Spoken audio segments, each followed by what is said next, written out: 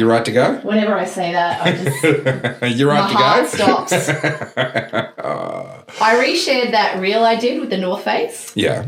And, just triggered a whole bunch of people on Instagram again. Well, of course. They loved it. Yeah. So I've been having some interesting conversations. Apparently, one of my recent videos was being passed around Victoria Police with people agreeing with it. Oh. And the question was asked to one of my contacts, have you come across this guy before? And he was like, no. No, I deny. But yeah, it was the one where I was talking about Shane Patton and what a disappointment he was and how he betrayed his values and then got thrown under the bus. And apparently that met with considerable approval within some of the senior officers of Victoria Police. That one doesn't want to record. Oh, it's on the wrong thing. Hang on. I don't touch these cameras and then they do their own thing. Of course they do their own thing. Yeah, like... They have minds of their own. They literally do. So you are on video. There we go. Now, I have cropped in on them, so you shouldn't need to crop in post unless you... well, that one's not cropped in. That should be on 1.4. Yeah, hang on. That looks pretty wide to me. Wide shot. Do you want me to come up a bit? Yeah. How's that? There you go. The problem is we can't see the Oddcast. So all of this is going to go away soon.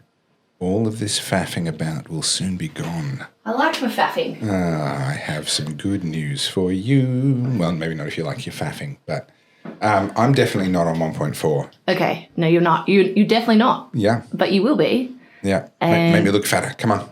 There we go. There we go. But what you need is a little more light on your face. What? No one wants to see that. I've got a great face for podcasts. There we go. Not so much for YouTube, but for podcasts. For those of you listening to this show, good choice. Very wise. That looks good. You happy? I think it's fine. Yeah. Looks good. All right. Welcome to the show, Carly. Thank you. We've only been rolling for like 5 minutes already. I've been talking shit about you behind your back. Well, yeah, deservedly so, because apparently I am a waste of space and I need to get off your podcast. Well, listen.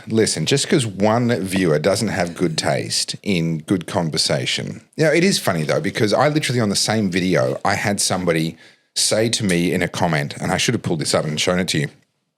On the same video, one comment, actually two commenters said, this channel should be growing a lot faster than it is. We think you're being suppressed by the algorithm. Yeah. And then a separate person commented and said, this channel is growing suspiciously fast. I think he's controlled opposition. And you cannot win. You guys picked the same damn video to make your mutually exclusive points on. So whoever that is that said that you're a liability to the podcast has no idea what they're talking about and their opinion is invalid. It's so interesting. Like I read the comments just to see what the general gist is and everyone has an opinion on how we should be doing it. Yep. I'm like, guys, if you're experts, please make your own. Yeah. If Joe Rogan calls me up and says, hey, Topher, I've got an idea for your podcast. Yeah. I am all ears. Correct. I will listen to what he has to say. If Mr. Beast wants to tell me how to optimize for YouTube, I am all ears. If random commenter person 9696 on YouTube wants to tell me, I am going to have a look at how big of a following they have on YouTube and probably have a chuckle to myself. Yeah, it's one of those things and it's like, oh, hang on, how come you guys don't research this and go deep dives? Because that's not what we want to do. This is a pub conversation across a coffee table with neither beer nor coffee. What? Deal with it. Apologies. I'll work on that for next week. No, water is good. We've got so many upgrades in such a short amount of time. Like, what are we? This is 14, I think. 14. Yeah. And you guys, if you go back and watch the first one, don't because it's embarrassing. But look how far we've come. The wall was covered in fragments of soundproofing and all kinds of stuff. No, the very first one, there was nothing. It was just the table. Oh, wow. Yeah, and it was on a diagonal and it was very sad. That's right. Yeah, it was too. Yeah, and now look at us. We couldn't even build a symmetrical frame back then just to, for the shot. The shot couldn't even be symmetrical. Yeah, you wouldn't think that she's a photographer and I've been 16 years in the video business, not based on week one. Well, it's just you got to use what you have, right? Like this, I mean, we've said this before in podcasts. This is a huge amount of time, not just in planning, but also like getting everything set up, acquiring all the gear and yes. That's my good news. Oh, your good news. What is your good news? I have acquired some gear. Excellent. Now, did I show you this in a previous episode? Because no. I've had this sitting in my studio for about 2 weeks now. We discussed it, but we have not seen it. It is so beautiful. This is fancy stuff. You've still got the plastic. Oh my God. For those of you listening, be glad you missed that. You're one of those people that's still got the plastic on. That needs to just let me take it off, please. There are two pieces. I'm going to, oh no, there is just the one. There's just the one. Look, watch. Hang on. Let's everybody, this is like an unboxing now. It's an unboxing video, removing the plastic. Oh, it makes me feel good. Oh yeah. Yes, thank you. All right. If people just listening to the audio are going to think we're doing something very, very different. I just peeled the plastic off a screen, off a little device, okay? That's all that was. So this is going to solve all of our editing problems because this amazing device actually edits using the audio. Right. So we assign the audio inputs to the camera inputs, and when I start talking, it goes, oh, the audio's there. I'll go to that camera. And then when you start talking, I will get the camera on me. And this time that happened manually, but next time it'll happen automatically. Yes. See, people underestimate how much time all of this stuff takes. And I didn't know half of this stuff. I'm not in video, so I'm not aware that we have. What is that? This is an old but very, very good video camera that I have just bought secondhand off a mate of mine who does this stuff for a living. This is an obsolete camera from his point of view because it's not 4K. It's only HD. Very good quality, very good sensor, all the rest of it. I own 3 of these now. 3? And they are going to replace these little DJI action cam things that we've been using that are not designed for this purpose. This is not what they were created for. This is what these were created for. So hopefully, maybe not next week because I need some time to play, but hopefully within a fortnight, we will be recording on these cameras. I like how you had to have a look at the desk and you're like, which button? I don't want to get the cow moving. That's the wrong one. I need to get the applause. I was like, don't give you the wrong one, but yeah. So we'll be recording on these cameras and our editing will be being done for us, which means the podcast will be able to go up the same day we record it instead of the day after. That's a massive change. Yeah. Yeah, because I don't think people realize, like, once we've recorded the podcast, we then have to do the edit where we're manually switching between cameras. There's more work afterwards than there is actually in the recording. Yeah, and it's not painful. It just takes time. It's time consuming. But that's what we do. And we do it voluntarily because we're happy to do it because we enjoy doing it. Correct. That's my good news. What's yours? My good news is actually, I'm going to toot my own horn for a second. Ooh. I came 4th in the world's top female photographer competition. I'm sorry, what? Yeah, by one island. They're a big photography competition, global. Wow. And I was a finalist and I came 4th. And it was for the photo of me, right? No. It was women photographers in portraiture. So that was my category. And I entered this 6 months ago and I didn't think much of it. And I came 4th, which, to be honest, is bloody amazing. Can I tell you a really bad dad joke that you probably won't get? Yeah. Jesus said to Lazarus, come forth, but he tripped and came 5th. Yeah, I told you wouldn't get it. He raised Lazarus from the dead. He says, Lazarus, come forth, but he tripped, came 5th. Gotcha. Yeah. Yeah, that That's went over my head. Quality, theological dad jokes. It's a very niche category. It's niche. Very niche category. No, but congratulations. That's very, very cool. Yeah, how are you going to rub this in the face of your haters? I just don't have the patience to do so. I know they get really up in arms about it, and I know they watch this podcast now or listen to it. Yeah. To be honest, I'm too busy doing all fun stuff. But like you won an award for that portrait of Jerry. You won an award for one of your portraits of me. I did. Now you've won another award somehow of a different subject. I don't know how that works. It but was apparently that photo there. You probably can't see it on camera. That is a good photo. Yeah. No, yeah, that is a good photo. I mean, you've got to rub it in their faces somehow. Surely there's got to be a way. There will come a time where I'll be sitting on a beach somewhere after having flown business class and, buying my 3rd Ferrari, in which point I'll be like, hee hee. Hee hee. You know what I mean? I don't really have time to get in the mud with him, although I do get in the comments sometimes. Well, see, that'll be your moment to be just like these OnlyFans girls, except you'll be able to say you don't have to do OnlyFans to own that handbag and drive that Ferrari. I have this Ferrari and you still haven't seen my pussy. There you go. There you go. Sorry, that was so no crass. comment. I'm bailing out of this conversation so quickly. I'm going to comment for that. Moving on. Now, can I ask you a deep philosophical question? Yeah. What's worse than being proven right? Being embarrassingly proven wrong? No. Way worse than both of those is being right but not being able to prove it. Oh, no. Did you preempt something and then... I have a script on my computer that I had written but not yet recorded predicting what Donald Trump was going to do with his tariffs next. And I didn't get to record it last night because I was sitting on the balcony with a mate smoking cigars. Important man business. So I didn't record it last night, and then I wasn't going to get to record it today because I was traveling down here recording the podcast going home. So I was going to record it first thing Friday morning and release it on Friday. And I thought, you know what, that'll be fine because it's going to be at least a week before he does this. He did it last night. Is this about the major increase? While I was asleep after I'd written the words, but before I had recorded and put it on the internet. So I cannot prove that I predicted this. Didn't happen. Coulda, shoulda, woulda. I said that he's going to do with these tariffs exactly what he did in 2018 with Jean-Claude Juncker, whatever his name was, the head of the European Commission at the time, where he started imposing tariffs on steel and aluminium and cars, all the same stuff. Then Juncker came to the White House to say, hey, we should have free trade between the EU. Like these tariffs are bad. And he, in front of the press, he completely flipped the script, flipped the table and said, okay, complete free trade. But not this no tariff, only free trade. He said complete free trade. There will be no tariffs. There will be no non-tariff barriers, so quotas and things like that. And also there will be no subsidies, which work as a kind of a counter tariff. We'll eliminate the whole lot. He put it in writing and Juncker walked away with that offer in his hand from the US president because Donald Trump doesn't want tariffs. He wants free trade, but he's always said it has to be reciprocal and it has to be complete free trade. And then Juncker couldn't get the EU to agree, which of course he couldn't because too much of the EU is dependent and just wants these subsidies, the easy money government handouts that they get, which is what Trump was actually targeting. Yeah. So we've seen this play before. He's introduced all the tariffs on the whole world this time. He's basically doing to the whole world what he did to the EU in 2018. I called it. I said, as soon as they start coming back to him, in the script I said, as soon as they're all coming back to him, but free trade, he's going to flip the script. Yeah. And it's exactly what he's done. We've said this before in the podcast. This is classic Trump. This is art of the deal. He is a master negotiator. You can dislike him. You can call him Orange Man Bad. Orange Batman. I like that one better. But yeah, you can be that too. But Trump is a master negotiator. It is a real talent that people underestimate. And the thing about his outlandish sort of statements, they're done deliberately because look what the press does whenever Donald Trump says something outlandish. Yep. It creates this massive media storm. The news cycle jumps on it. Everyone rushes into it. And you look at what's been happening with the Dow Jones, right? The NASDAQ. Down, straight up, down, straight up. How many people are buying on that dip? Correct. People are getting rich right now.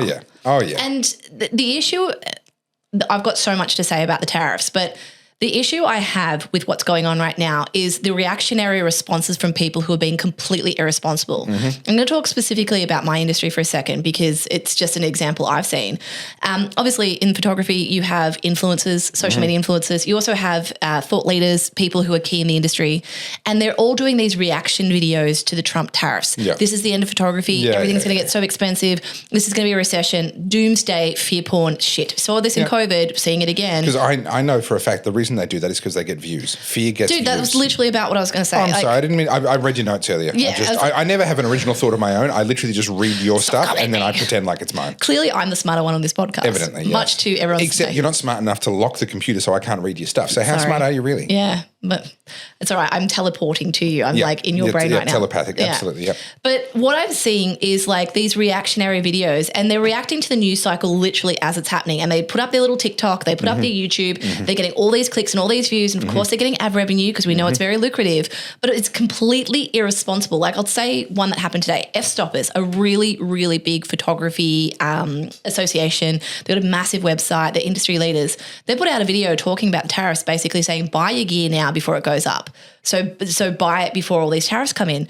That is the worst possible advice for a small business right now who might have cash in the bank and we're going into some tough economic times. That's it. Go spend all your liquid cash. Go buy a bunch of shit you don't really need so that other people can profit off you right now because you're terrified and then they sit there with all the money that you've given them for the stock that they already had and no one's better off. Did you just do a word? Did you just say that they're terrified? Did I? I'll claim it. Claim it. Take it. I'll take that. Wordplay for the win. But this is my thing. It's like it's so irresponsible. And you know, I've got people who are watching my stories, and I said to them today, I was like, if you do anything, you can disagree with me on Trump, you can disagree on everything else. Just do not react to this fear porn. That is all it is. Now, I'm going to take that as an opportunity to talk about my favourite subject, myself, and draw everyone's attention. At least he's honest. Yeah, draw everyone's attention to the fact that I am very rarely publishing on the day.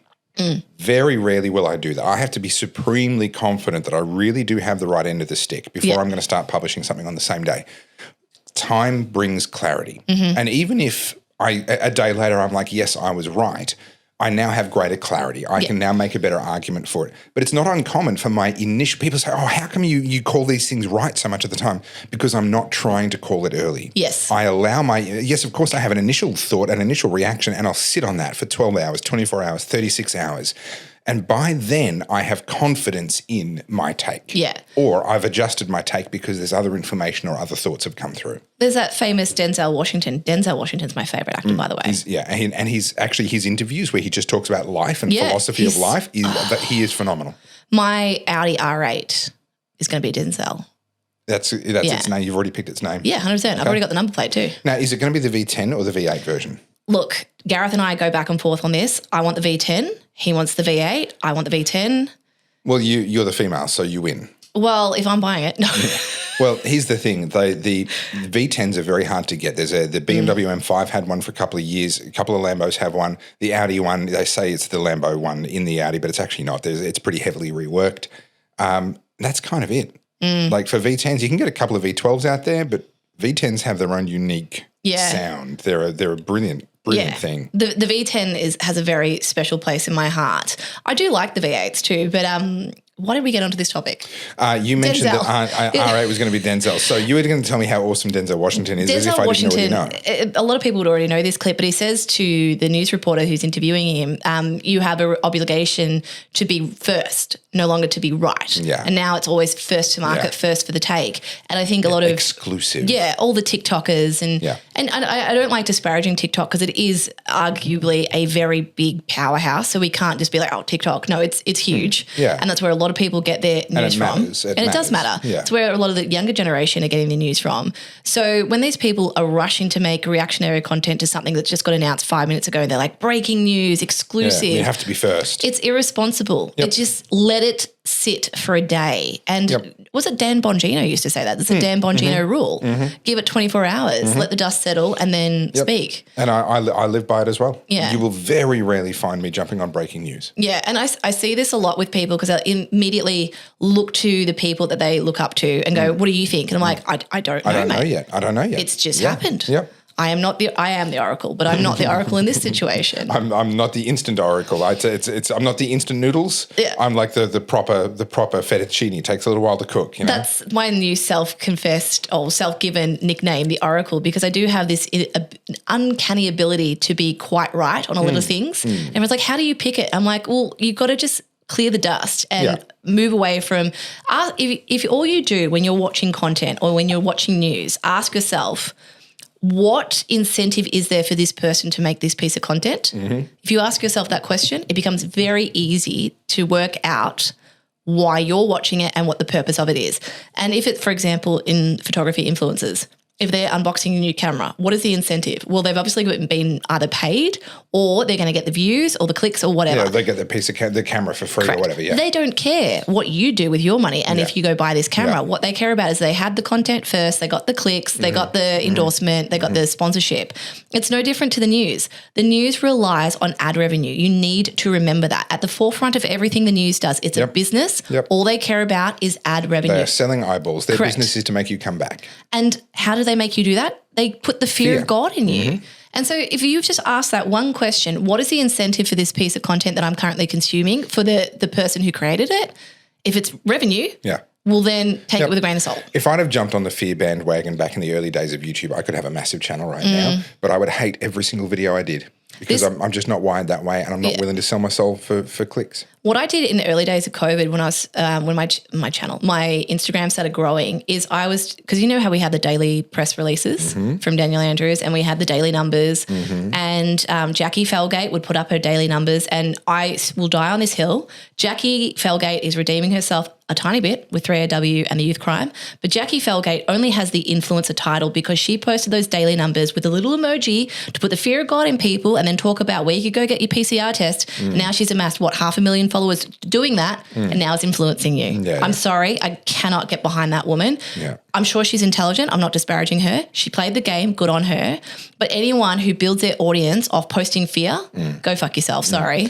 And it doesn't bring value long term. No. We need to be not naive about the world, but ultimately what I always focus on is giving people agency. See, fear is usually driven it's rooted in victimhood. You're afraid because there's nothing you can do about it. And you should be afraid because these terrible things are coming. Yeah. These are coming down the pipeline. There's nothing you can do. Well, hang on. There are always things you can do. You might not be able to stop that thing, but you can prepare, you can sidestep, you can pivot, you can shift what you're doing with your resources, your time, your focus. And so my focus is always, even when I am saying, hey, actually there's this thing and it's going to be pretty bad, it's coming back to, well, what can you do about it? We still have free will, and people seem to have forgotten that. There's always there's people who are either looking to the government, tell me what to do, daddy, or there's people who are looking up to the wrong influences and saying, what do I do? Yeah. You still have free will. You have agency. You have your own brain. You can take the information you're given, digest it, and react accordingly. Let's go full circle back to the tariffs, because that's how we got started on this. What's going to happen from here, in my view, is most of the countries. So Trump has announced overnight that he's pausing the tariffs for 90 days. He's brought it all down to a 10% baseline tariff.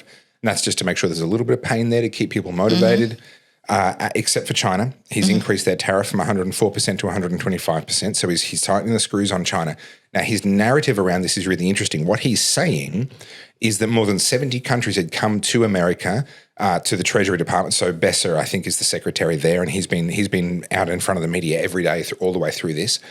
They've said about 70 countries have come to them asking for complete free trade.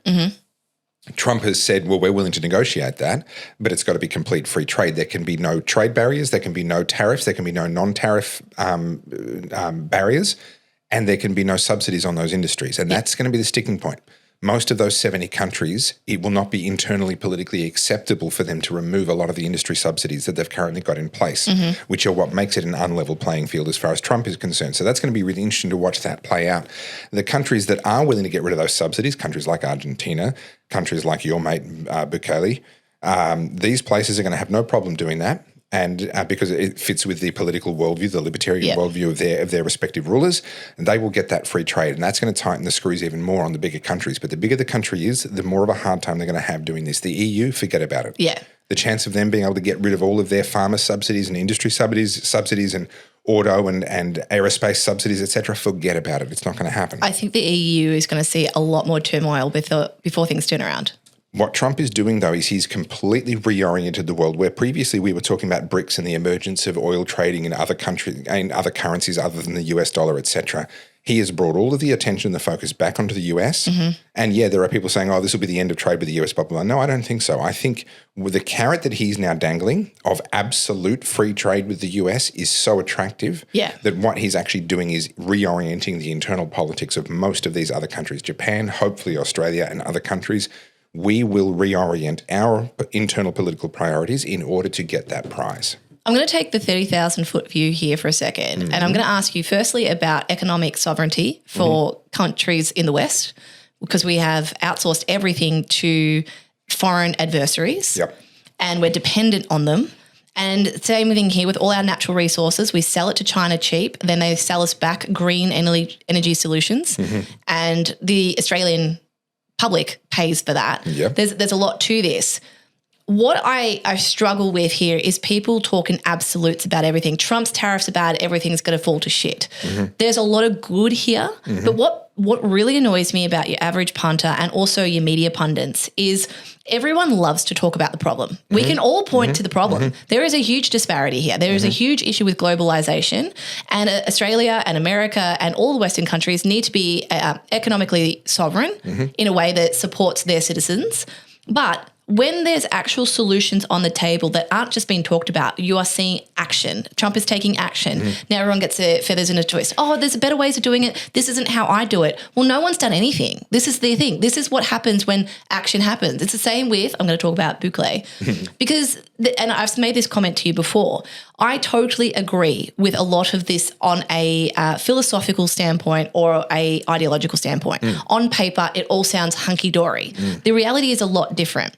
But let's take El Salvador. When you are the homicide capital of the world, you don't want to sit there and dot all your I's and cross all your T's whilst more people die every single day at the hands of these gangs. They don't care. They want action today. They want the murders to stop 12 months ago. Yeah. And so what you have is Nayib Bukele coming in and doing what he did. He solved the problem, just not the way that was perfect, right? And he had to, as we've talked about this before, he's had to paint with a very broad brush. Yeah. Now, one thing I'll add to that, which actually even really more agrees with you than with me. So for those that are tuning in for the first time, I've talked about human rights and the fact that if we allow human rights to be violated in an emergency, then governments create emergencies in order to violate human rights. We saw that in Victoria with Daniel Andrews. So I'm really hesitant about throwing people in prison, even gang members, without a fair trial. But a thought that I had actually last week was actually in a lot of cases, these gang members have dobbed themselves in because within their tattoo culture, they have tattoos that have specific meaning. Correct. And shows hierarchy. Yeah, and particularly around killing someone. Yeah. And so you can take the gang members with those tattoos and at a minimum, you know that if they have those tattoos and they were a member in good standing with those gangs, then at the very least, in the opinion of the gang, they really did do that thing. And so that becomes a way to kind of cut through some of the noise, I think, and potentially triage people. But I want to come back to your question around trade and around the sovereignty of countries. I think it's really important for any country, just for its own security, to be able to stand on its own 2 feet from a resources point of view, an energy point of view, a manufacturing point of view, or a weapons and defense point of view. What people do, though, is they make the mistake of saying, well, that's why we need tariffs to protect these industries so that we can keep these industries on shore. That's the wrong way to go about it, because when you protect an industry, what you're doing is making it possible for it to survive despite being uncompetitive. And that really matters for reasons I'll go into for a second. But first, I want to get to the solution. The solution is not to protect an uncompetitive version of a resources industry, for example. The solution is to figure out why it's not competitive and make sure it is competitive on the global stage so that you have the best of both worlds. You have the defense capability that comes from resources and manufacturing and technology, but they're also competitive on the global scale. Now, the reason why this really matters is because within combat, within a war, it very quickly shifts from being about the weapons that you have already. And as soon as you get to about the 3rd month of the war, it becomes about your industrial capacity, your ability to throw more men and metal at that front line. Yeah. World War II was won by industrial capacity for most of it from America. The Eastern Front in Europe was won by meat, by Russia throwing meat at the front line. And because they had more meat and more willingness to throw it at the front line, they won. It becomes about literally you could measure victory in the tonnage of metal and meat. You could literally do that. By meat, he means bodies. I mean human beings, yeah. Not like steak and and chicken. Just wanted to point that out just in case someone missed that. Yeah. So when it comes to a defense scenario, one of the things we have to take into account is the cost of ammunition. So when you see an individual soldier on the battlefront, they're not going to launch an intercontinental ballistic missile from the other side of the planet to take out one soldier. Why? Well, because that's a $50 million missile and that soldier's worth maybe 20 grand, right? They might launch a drone to drop a hand grenade on the soldier, but they're not going to launch something that's more expensive than the soldier. When you take out a ship that's worth $1 billion, with a $1 million cruise missile launched from the shore, well, you've just made $999 million for your cause, right? The cost of the ammunition has to be less than the cost of the thing you're destroying. Yeah. This is why a defense industry that exists only because it's protected from international competition becomes really deceptive. Because you can sit there and say, oh, well, we can make our own bullets, we can make our own tanks, we can make our own trucks, we've got the technology to make our own drones. Yes, but the industrial cost of that, as you're trying to manufacture metal and throw metal at the front line, because it is not competitive in your country, you are now paying more for every bullet. You're paying more for every missile. Your ability to throw meat and metal at that front line now comes at a much higher drain on your productive capacity than what it should. So for the sake of your defense, for the sake of your national security, yes, you need to have those industries, but also you need to have those industries as competitive industries on the global scale, because if they're not, then they're not going to perform the function that you think they will. Yeah.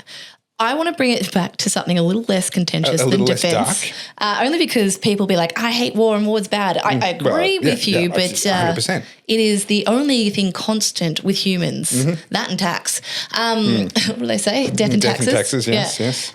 But let's bring it back to consumption, right? Like this is something that I froth over. I had my clothing company and my whole thing around it was small production runs. And so I played on the whole exclusivity idea. So, I'd only do a short run of this. Once you had it, that was it. You could never get it again. Yeah. And I also prided myself on having as best quality as I could possibly do. Sure. Now, that creates two problems. I started that business when we were at parity, US dollar for Australian dollar for dollar.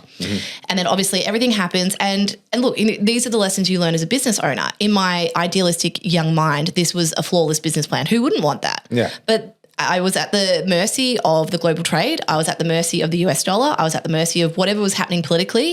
And that meant that across years, there was increase to the overheads, production became really hard. And then also, we've talked about this before, bigger players came into the market with a lot more cash than I had. They could upscale and they were making huge batches of stuff. Yep. Now, the consumer wanted that because the consumer, thanks to the culture that we live in today, has to consume. And this is the ultimate Ponzi scheme. You can't consume enough. So what happens? All these businesses pop up everywhere, making more and making more. And what did that do? That built China's GDP. Like that is literally what pulled China out of poverty. People forget what happened when Mao was in power. China is only the superpower it is today because of what we did as Westerners with our consumption culture. Because Deng Xiaoping, the reformer, was the one who actually undid a lot of Mao's collectivist reforms and allowed. He's the reason why China today more resembles a fascist system than a genuine communist system because there is private ownership. That was Deng Xiaoping, and that was after his reforms that they were able to take off. Again, I'm sort of approaching this with a bit more simplistic view because, like, the problem when we're talking about these kind of things is we could have a 3-hour conversation just on this one topic, and I'm trying for all of you guys listen just to sort of paint a picture. For all of your sanity. Yeah, and feel free to go and deep dive on this in your own, but when we start talking about consumption and the way the Western world is consuming, you've had in the last 10 years, or maybe longer than that, the whole e-commerce boom, right? Where young entrepreneurs were able to jump on Alibaba, source something from China, import it cheap and put their margins on it and blow it up, right? Even more drop shipping where it's actually getting shipped to them from China, having been bought off some other website. Exactly. And look, I'm a capitalist. I think it's great when there's opportunity. You'd be crazy not to make to jump on it. And it's arguably made a lot of people incredibly wealthy. We've had so many success stories. Yeah. But what does this mean? And you have to look at this from a bigger perspective. We're looking at the decreasing middle class, the erosion of the middle class. We're looking at all of these economic issues. Well, what is it? You can't just blame the government for everything. You have to also blame the consumer because we are insatiable. We can't buy enough shit. Can I say something about consumer culture though? Because I think it gets a bit of a bad rap. If you are alive, you are consuming. There is a difference between consumption as a meaningless way of trying to fill the gaping void inside your soul versus you need to eat, you need somewhere to sleep. The first version is the one I'm alluding to. Yeah. And so consumer culture, as far as that's concerned, well, absolutely. And that comes back to the purpose of life. That comes back to what you believe about God and why we exist, etc. There's a very deep existential cause for that kind of consumption. But so often when we talk about consumerism and consumer culture, it ends up actually railing against, us providing for each other's needs, which is the basis of capitalism. And we have needs. We consume. I'm wearing out this T-shirt right now. I'm wearing out the seat, the carpet under my feet. Every time I move my feet, I'm wearing out that carpet a little bit. We are consuming continuously. And it's really important that we accept that reality and then we aim to be productive, to replace everything that we consume. What you're talking about is that I have a hole on the inside of me because I'm desperately lonely and I don't know why I exist. I need to buy because everyone on TikTok's telling me to buy this next thing. Life is this wild roller coaster ride that ends with it just smashing into a brick wall and I don't know why I'm here and I'm just going to distract myself with things. In that context, yes, consumerism is a terrible thing. Yeah, look, and that's kind of what I'm alluding to when I say consumption, because it is insatiable, particularly with the young generation. Like I am included in this. I am known to jump on Amazon. Like I have this problem. Oh, I'll jump on Amazon. That will solve my problem. $40 here, $30 there, $20 there. It all comes from China.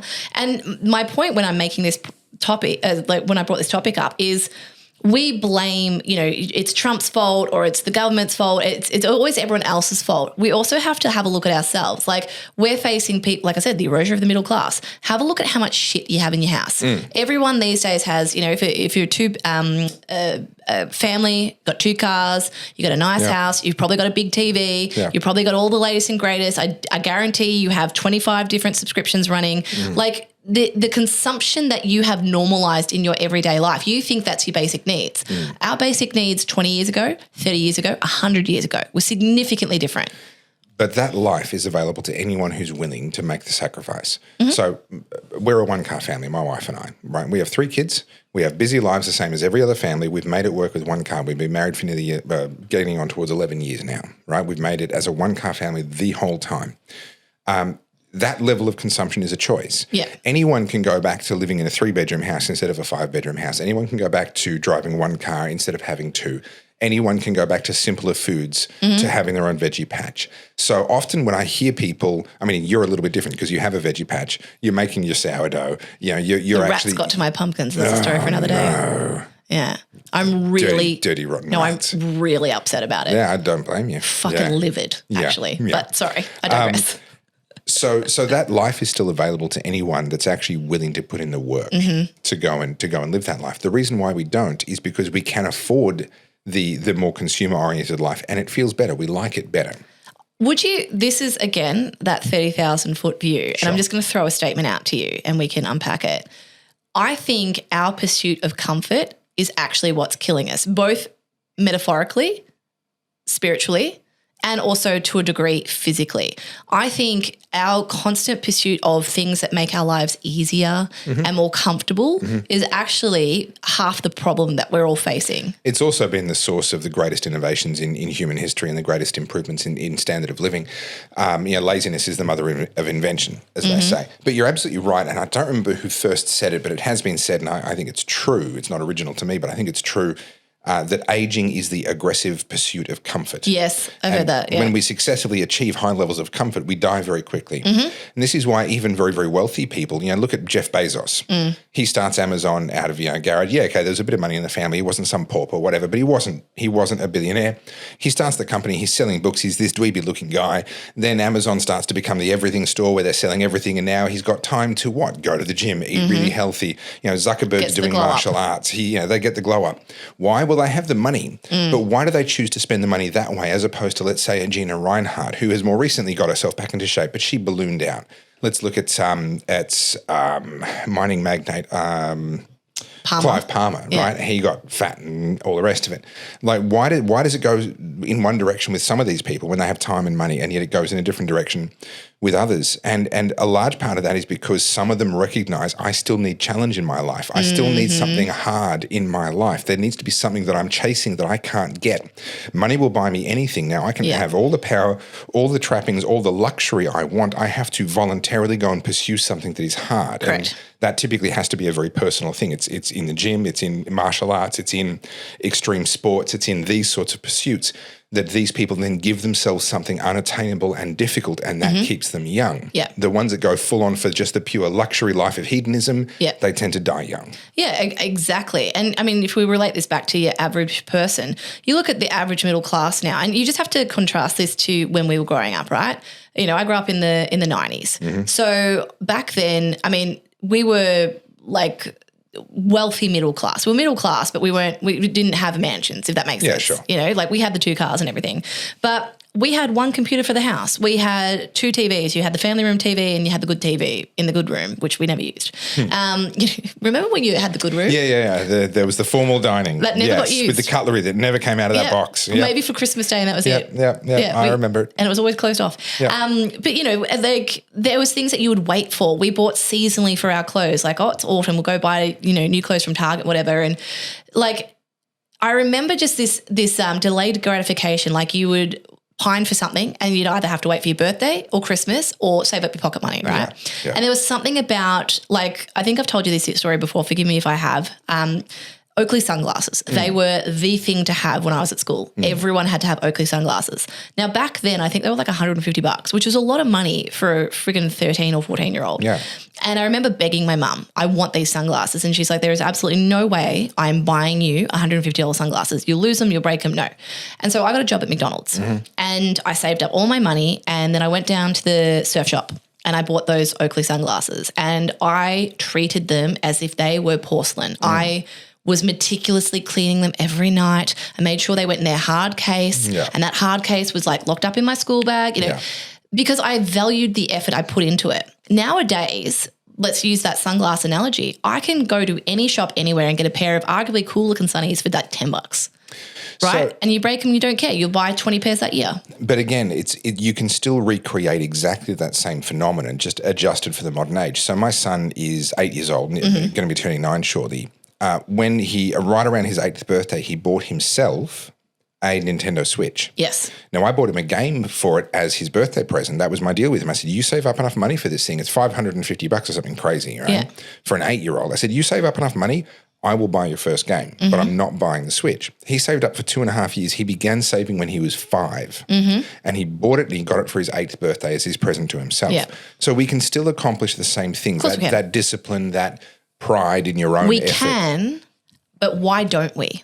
Why is Some of it us you are do. seeing, some of us do, but like, again, I generalize because it is the norm now. We've normalized these massive hauls from Temu, from Shein, from, Cotton On or whatever. Like there's a dime a dozen for these massively overproduced stuff. And I bring it back to the clothing industry because this is one I know like really well.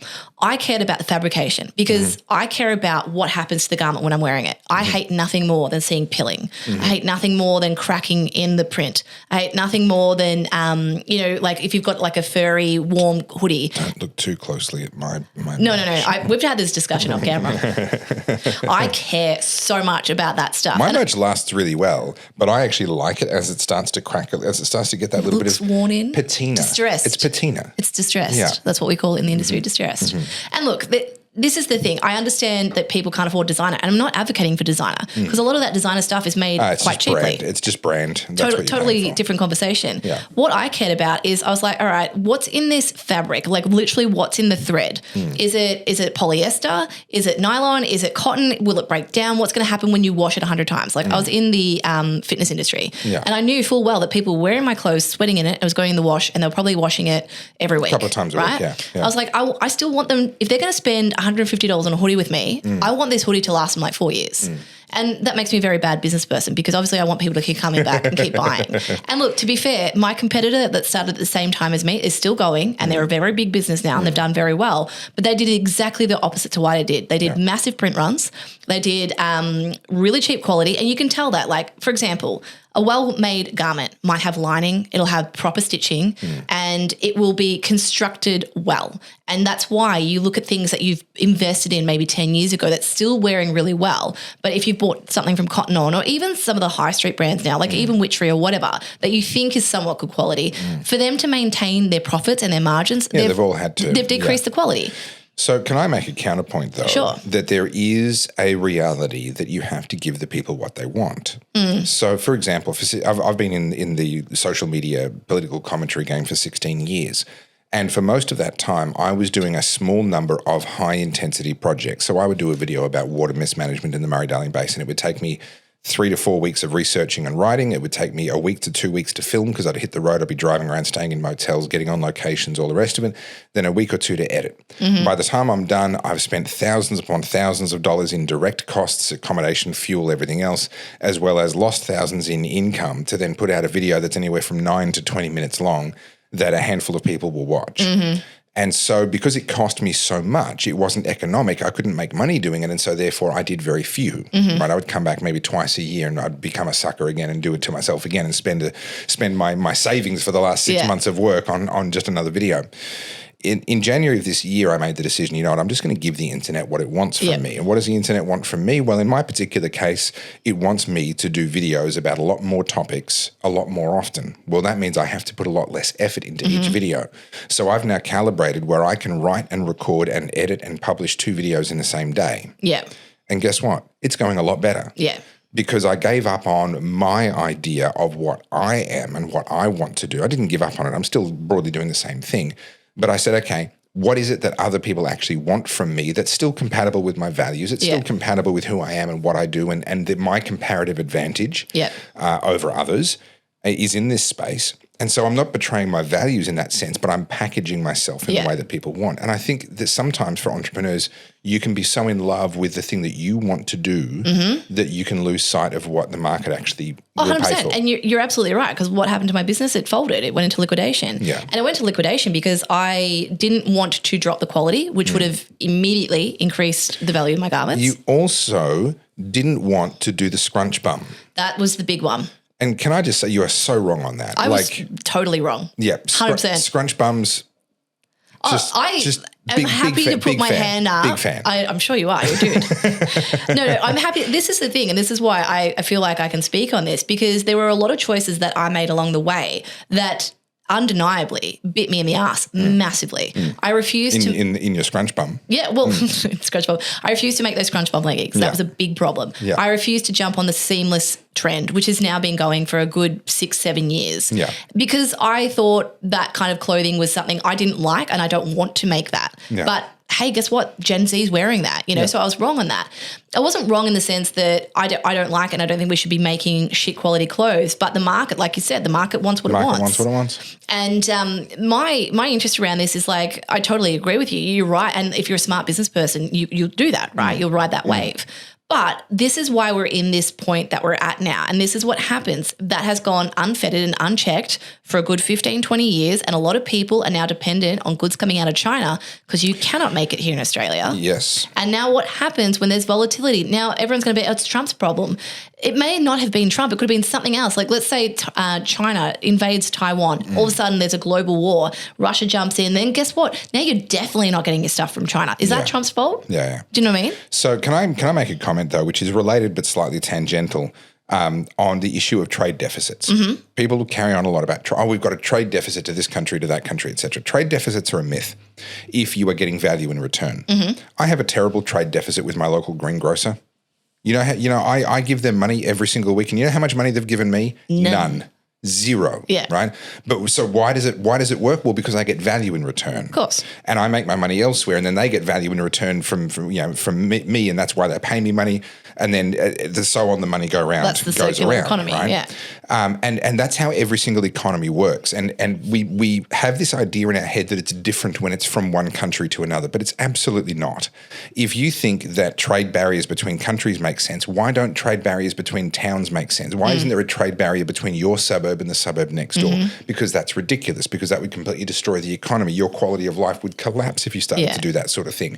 If you had to survive only over what you could make on your own piece of land, your own home, you would starve. Everyone would be dead very quickly. You've all got a bare patch of dirt. You're not allowed to trade with each other. Yeah. Have fun. We're all dead, right? Yeah. The only way we have any hope of surviving is through trade, because trade then brings about things like economies of scale, comparative advantage, a bunch of things that allow us to be more productive, which allows us to consume more, which, we can talk about consumer culture all you want, but if you drop consumption down below a certain level, people starve, right? So it's our ability to trade with each other that keeps us alive. And the idea that that's all well and good, but only if you don't have a trade deficit, I'm sorry, that's a complete misnomer. You need to figure out how to offer enough value to someone so that from somewhere you get back more than what you give out. You just touched on something that I was going to talk about before. What was that about being right before? Oh, yes. Yeah. No, I was exactly that, value, right? So value is something that I emphasize. When it came to what I was doing with the market, I wanted value. If you were going to give me that much money for a hoodie, I was the most expensive by far, but my value back to you is that thing would last. And of course, you'd want to buy the next thing because it was really cool. And obviously I got better each time. Good design, blah, blah, blah. Yeah. But value is the most underappreciated thing that you can do with your customers, right? Like I'll give you, for example, in my photography business, I don't have people coming to me every quarter. I have them coming to me annually because I go so above and beyond in their shoot that they should have a collection of, or like a library of photos or content that should get them through 12 months. Now, I charge a premium for my services, but they only have to fork out that premium once a year. Yeah. Whereas if I was cheaper and gave them crappier assets, they'd come back every quarter. Now, what's a more viable business? Is it working more frequently for less money or is it working less frequently for high sums of money? Both have pros and cons, right? Yeah. You need to figure out what the market wants. What the market will sustain. Correct. And also what you can sustain. Yeah. Because, for example, you talk about the YouTube videos. I'm in the exact same boat as you. I'm like, how do I, between full-time uni and my business, now become a content creator? Yeah. Well, I don't have the time or the luxury to research for 3 hours for one video and then film it and then produce it. It's just not viable. So I'm like, all right, what can I do? How can I batch this? How can I streamline it? And that's the invention behind, or the innovation behind an entrepreneur. You try something, you iterate, you keep redefining it. In your case, the answer is relatively simple. You don't need to research on topics that you were already intimately familiar with. You're a world-class photographer. You can talk about that without having to stop. Well, you are. You can just come fourth in the category in the world. Thank you very much.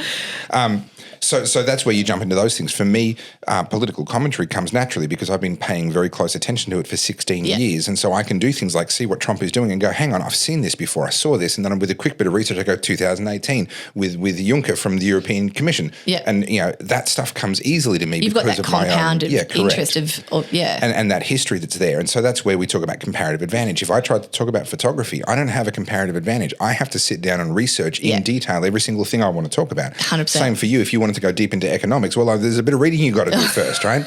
I made that point to someone the other day. It was a comment that we got on one of our videos. It's like, why don't you do this? Why don't you do that? I'm like, bro, I'm not a journalist. Yeah. And I don't pretend to be, and I have zero interest in being one. Yeah. What I am is someone that, I'm small business, and I talk to small business owners all day, every day. I want to be the bridge between the gap of someone like you who's all into the minutiae of the policies and all that kind of stuff. Yeah. I'm boring. Just say it. I'm boring. You're not boring. It's just like, this is the thing. We all have a finite amount of time. We can't deep dive on everything. You can't be an expert on everything. There's going to be holes in my knowledge. But what I can do is be like, hey, I've got this basic question. What? Give me this. Why does the surface level sun answer. rise in the morning? Well, actually, it doesn't rise, etc. Yes. Yeah, like things like that. You know, and look, this is why I advocate for AI, because sometimes I will have those existential questions like, why does this happen? And then I'll be like, Grok. And then Grok tells me, and then you know what? I've forgotten that information 5 minutes later, but it's satisfied me in that time. Yeah, and you've that little itch has been scratched. However, I'm pretty sure that besides the tariff stuff, which we've well and truly covered, none of the rest of this was on our notes. No, but I think what we have done here is literally just showed people like one issue, tariffs, cannot be summarized in a couple of TikToks or a Daily Mail article. Look at how many tangents we went off on the one topic. And if we just said, right, we're doing a podcast about tariffs and it's weekly and it goes for 2 hours every week, we would literally never run out of things to talk about. 100%. Because something like trade touches on every other aspect of life. And everyone has a not different perspective, but everyone has their own exposure to it. Yeah. And you can and this is the great thing about your knowledge and my knowledge. I come at it from this point, you come at it from that point. And so I'm like, oh, hang on a minute, this impacts me this way. And that's why these conversations are important. So say what you will in the comments. You come at it from where you're wrong and I come at it from where I'm right. And, that's right. Yeah. All right. The one thing I will say about the tariff thing to sum this all up is like, when everyone's getting all smarmy about Elon Musk or Trump or whatever, everyone keeps going, oh, it's not how I do it. I'm like, okay, who would you prefer to be in charge of your finances? Of all the people in the world, right? Like, and you have, let's say, $1 million in your bank account and you had to outsource it to someone. And those people were Anthony Albanese, Peter Dutton, Elon Musk, or Trump. Who would you entrust that money to if this was literally your life savings? Probably Elon, because even if I lose all my money, I'll get a seat on a rocket at some point. But no, I mean, you're dead right. You look at people like Albanese and Dutton; they've made their money only because they were insiders on cushy 6-figure salaries, and they were able to play the property game in Australia. Which, by the way, is one of the reasons why politicians don't actually want to solve the housing affordability crisis, because they've all got property portfolios and they want to protect their values. But yeah, you give it to someone like a Trump, it's going to get used, it's going to get invested, it has the potential to really multiply. grow. Yeah. And this is the thing about, can we touch on one more thing, right? Fine. I've seen a lot of people talk about their superannuation and people like, Carly, it's not just affecting billionaires. My super's gone down. For the people at home, because I feel like a lot of people do not realize this, your super is not liquid cash.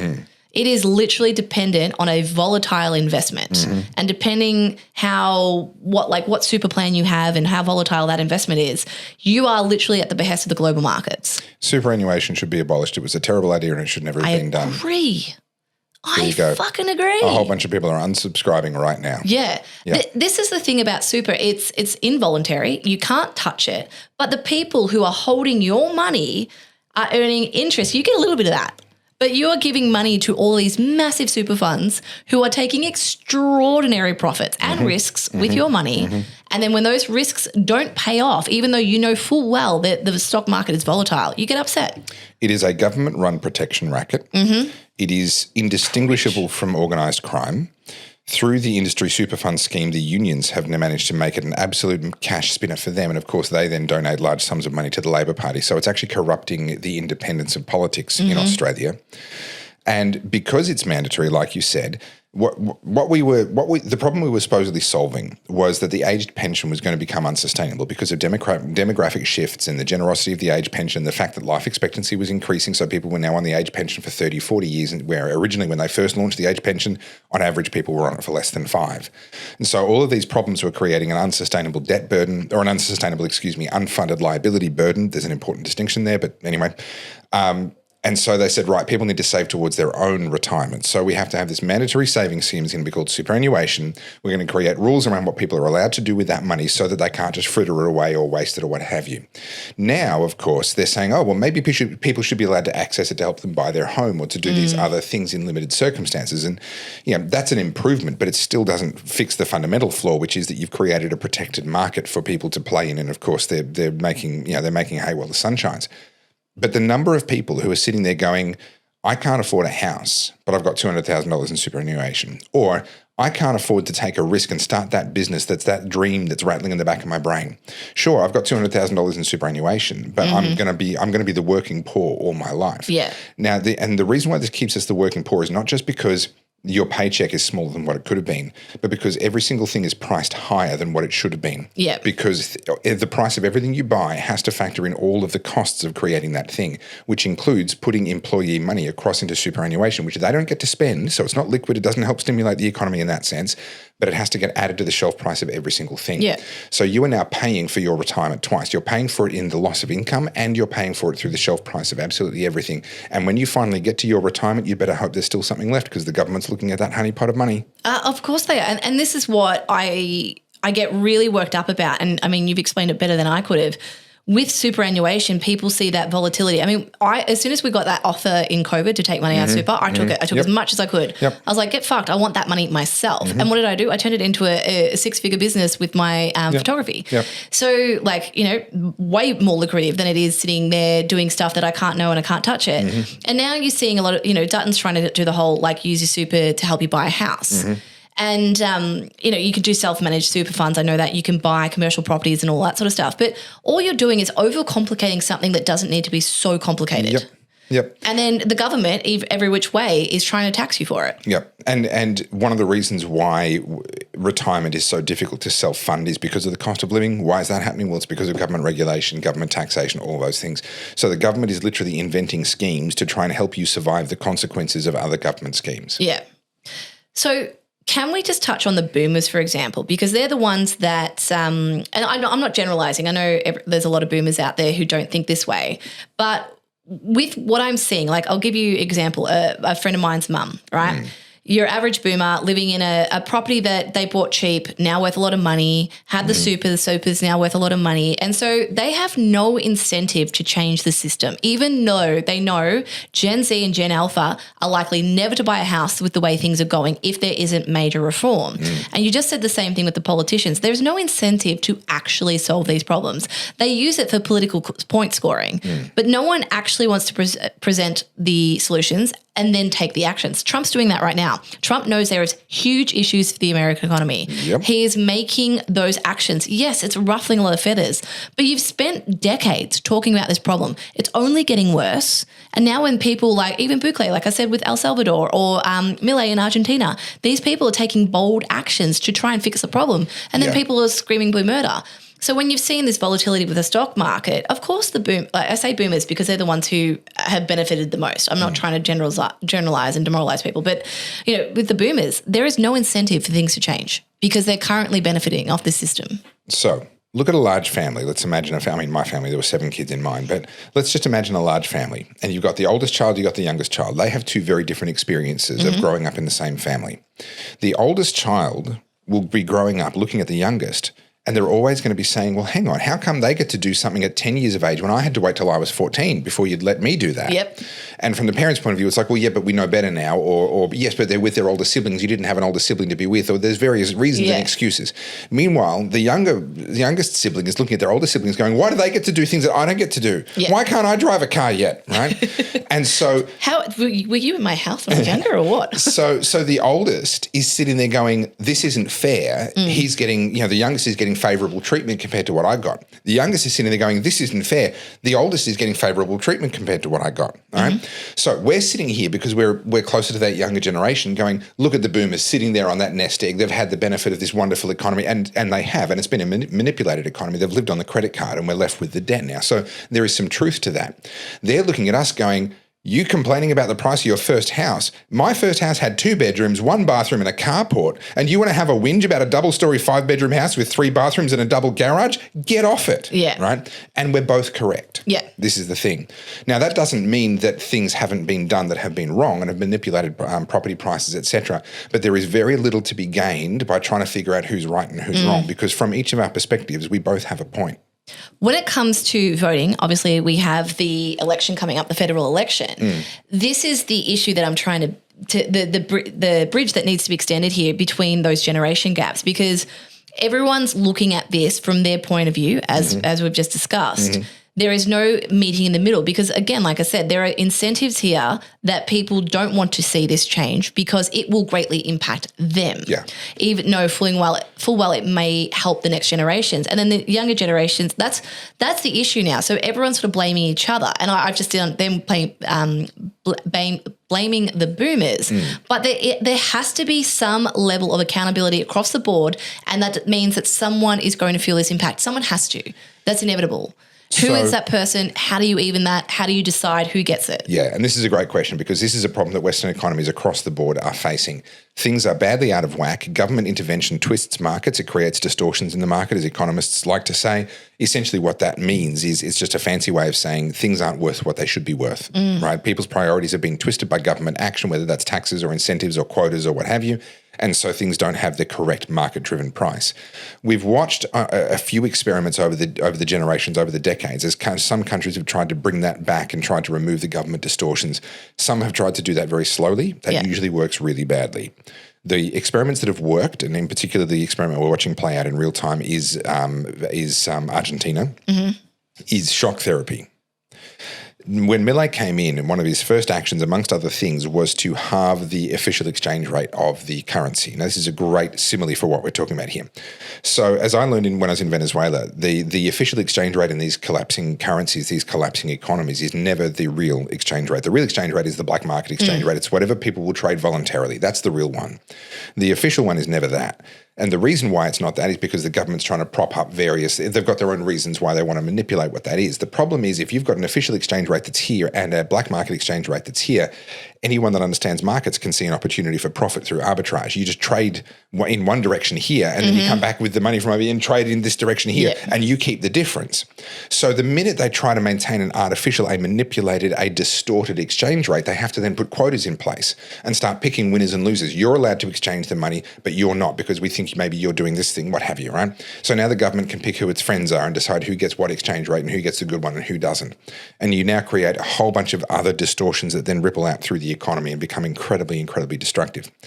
How do you wind that back once that's in place? Do you do it slowly? No. You rip the Band-Aid off. Now, what he did was he said, we are going to admit that our official exchange rate is absolute fantasy and we're just going to bring it to where the black market exchange rate already is. Now, what that did was all the people that were measuring their wealth by the official exchange rate just lost half their money. Yeah. Right? There's a whole bunch of losers. But actually there weren't because all this was an acknowledgement of the reality and an abandonment of the fantasy. Yeah. Our houses are not worth what we say they're worth. Correct. That's a fantasy. Someone's going to have to take a bath. Yes. Someone is going to have to cop it. Now, Can I interrupt you for 2 seconds? Only because this literally, I just watched a video on this morning. Friendly Geordies came out with a video a couple of weeks ago talking about, is it Claire, what's her name, the Labor MP that's in charge of. Claire Chandler? Yeah, she's in charge of housing. Not sure. Okay. But okay. We'll literally just watched this video, so take me with a grain of salt. Yeah. But essentially what it was she was on Triple J's hack, right? Mm-hmm. And Triple J is basically a communist porn at this point. And she was on the hack program, and the guy there was talking about how why won't Labor do something about the housing crisis? Why won't you bring the value of the houses down? And she went on and said, essentially, we don't want to change the value of houses. We want to make it sustainable growth. We don't want to stop the growth. And the Triple J presenter, I don't know who it was, but he was essentially saying that, but these houses aren't valued at this, right? And that's the Greens' perspective. And I agree. It's easy for us to agree on the problem. And then Friendly Joyce came out saying like, this is the wrong way to approach it, and he's very Labor and whatever. Just on what you were saying there, we all agree that the housing crisis, like the value of our homes is incredibly overinflated. Yeah. We do need to take a hit. Who's responsible for that hit? How do you solve that? Okay, so there are various ways to try and protect the house owners from being the ones that take that hit. So, for example, I hear all kinds of crazy stuff. I get lots of commies and people wanting to correct my view of the world. So let me give you one example. If we were suddenly to remove all of the regulatory and tax burden on housing, a new housing build price would halve. Yeah. If we did that, then the existing house prices would also come down because now suddenly the supply is much cheaper. And so why would I pay double for the house that's already built when 5 streets away, in the outer suburbs, I can get a brand new one for half that. So they come down, and that has a ripple effect, and everything comes down. The problem is that in Australia, every single mortgage is tied back to the owner. There is a person responsible. In America, by the way, that's not the case. In America, if your property loses value, you can walk away from the mortgage. Yeah. You can't do that in Australia. And so this person wanted to advocate and say, well, if we're going to halve the value of all the properties, what we need is for the government to just simply forgive half of the value of every property loan. Yeah. And that allows the market to correct, that allows the market to move, and then no one's lost out. And that sounds nice until you factor in what that does to inflation. Yeah. And by now having printed all of that money and having made all of that money, you've printed all this new money. Essentially, you've shifted it from being private debt to government debt. That's all you've actually done. And now the value of our dollars actually gets halved. So every single person, homeowner or otherwise, is now paying through inflation for this particular adjustment. In my opinion, what would be needed, and I don't like anything that involves any kind of regulation, but the fact is we have a highly regulated market already, and an improvement to the regulations is still better than the status quo. What I think needs to happen is to abolish all of these unnecessary costs and taxes and everything else so that new housing can be built for its correct price, simultaneously remove a lot of the building codes and so forth.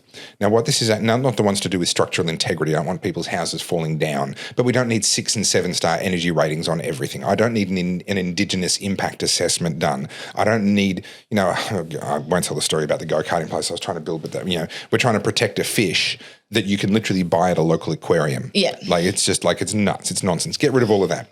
But what that means is that new houses will be able to be built far cheaper, but also they're going to be allowed to be smaller. Mm-hmm. They're going to be allowed to be higher density. They're going to be allowed to be these various things. What that actually does is it means that the legacy housing, the stuff that's already been built, is actually going to be superior. Mm-hmm. If you want to know that you've got the 6-star energy rating and you've got the this and you've got the that, well, you just buy one of the established houses. And that creates a little bit of a market difference, if that makes sense. Then in addition to that, so having allowed the much cheaper housing to come in, you've then got to turn around and say, okay, what we have to do is stop the banks from moving in and foreclosing on properties because the loan is now greater than the value of the property. Yeah. Because that's what happens in Australia. And that's what would actually trigger a housing crash. Yeah. Would be the bank just foreclosing on 80% of the market because they had an 80% LVR, but because the value of the property is just halved, now they owe more than the property's worth. And the bank's going to say, well, you owe us $300,000 right now or else we're foreclosing. Well, no one can do that.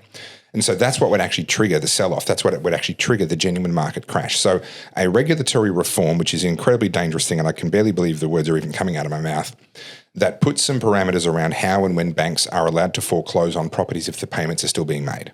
So for as long as someone says, you know what, I don't want to move, I'm going to stay where I am, we're going to keep on making the payments, then they can't foreclose on that property, even if the on-paper value is below. Now, the other thing that comes into this is the rate of inflation. The only reason housing hasn't dropped in value at the moment is because inflation is so high. Our money is losing value so fast that even though housing has actually come down in value, if you correct for the black market inflation rate, housing has actually not gone up. It's just going up because of the black market inflation rate. I won't go into the details on that. So what you'll actually find is, yes, there'll be a crash in prices, but inflation is going to continue, unfortunately, because of other government policies, and that will pretty quickly catch up. So on a nominal dollar-for-dollar basis, houses actually wouldn't come down by all that much. Fast forward 5-10 years, they'll be back to the same values that they are in dollar terms. So this, when we talk about this from just do this or just do that, like all these promises that are being pitched out by either Dutton or Albo or even the Greens at this point, all of this is just Band-Aid policy. What needs to happen is there is inevitably going to be some hits taken. Yep. Someone's got to take a bath. And what we're arguing right now is who should take that hit. Yep. And any attempt to socialise the costs onto the government, it just means that everyone's taking the hit. Yeah. And maybe that's the least bad option. Maybe that's the most moral option, is to say this is a problem that we've all created and we're all gonna cop the hit. But I don't see people accepting that. So now that we've talked about Dutton and Albo, let's go on to their debate, because debate? It was embarrassing. There was a debate? Yeah. I didn't see a debate.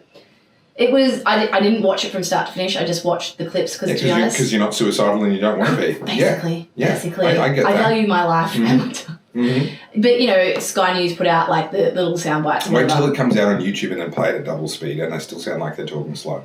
I have never in my life seen two more out of touch, like morons, argue on stage. I saw the Democratic primaries when Hillary Clinton was running. I'd say that was pretty similar. Yeah. It was a train wreck on both sides. The disaster is that this is apparently, what we're telling the world is that this is the best we can do. These are our best and brightest. That's what's terrifying. Yeah. This is our biggest and brightest. And I mean, I say this all the time when it comes to politics. We've said it on the podcast. There's no incentive for people with good business acumen or intelligence to go into politics. Why would you bother? You wouldn't. Which is why they're all in the private sector. Yep, and why we end up with these people on stage. So what was notable for me with this debate was what was missing. Where was a passionate defence of free speech? Where was where was any concern about the debt that we're piling onto the shoulders of our children and our grandchildren? Where was there any meaningful interest in the madness of net zero and the fact that the cost of energy is still skyrocketing, despite the fact that apparently we've had cost of energy relief and we're going to get more of it soon? I haven't noticed that affecting my bills just yet. I don't feel relieved. This is the point I made to Gareth last night, or the night the debate was on. Yeah. So this is the thing, right? It's all well and good to gaslight people about ideology that's not tangible, right? You can sit there and tell someone that a guy can get pregnant and that, men get periods or whatever. But if it doesn't really impact them directly, it's not a thing, right? Yeah. Until that man rapes you in the women's bathroom, then all of a sudden it becomes your problem. Well, my first question is, what am I doing in the women's bathroom? I'm really confused now, but okay, I'll go with it. It's the same with youth crime, right? No one cares until it hits them. The thing about watching Albo and Dutton, right? They're basically playing tennis with like economic policies, and they're all, again, just Band-Aid promises. It's all well and good to say Albo's got the greatest economy at the moment. Everything's amazing. When people are sitting there going, what are you talking about? I have got a $1,000 gas bill. Yeah. I just spent $300 on groceries. I can't afford my car payment. Yeah. You can sit there and give us all the, political bullshit you want, but you can't gaslight people when they're under financial duress, because that is the worst type of stress there is. Well, this is where I get myself into trouble, because when I see those two on stage, what I actually saw was a reverse slave auction. We used to put the slaves up on the stage and everyone else would be bidding. Now we put the slave owners up on stage. The slaves are seated in the audience, and the slave owners are the ones bidding and saying, let me be your purchaser, let me be your buyer. But what they're not telling the slaves is that the money they're bidding with is the slaves' money. Yeah. And that's literally what politics has become in Australia today. Yeah. It is a bidding war where they want us to put them in charge of the tax farm, where we are the tax slaves, for want of a better term, that will fund all of the election promises based on which we decided to give the farm to them. Yeah. I made a comment like this. It was my first viral tweet in a while, or viral X post, where I said something about, for all of those of you who are getting up in arms about Trump's tariffs, can we direct some of that to our own government, who's basically enslaved us with over 6% plus tax? And it went mega viral, which is great. But then, of course, you've had a few numpties coming on and going, what are you talking about? We only pay up to 42% tax for high income earners. Yeah. Can we, just for those general punters who are watching this, just map out how much the average Australian is taxed? Just list them really quick. Okay, so I've done multiple videos on this, and what I'll do is I'll do income, and then I'll talk about your house, because I calculated recently your house is 83.4% tax by the time you pay it off. And so just to cut you off, the point I want to make here is that people think income tax is the only tax you're paying. There are so let's say, for example, just to really simplify this, let's just use a round number. You earn $100,000. I know not most of you do, just round numbers, guys. Make it simple.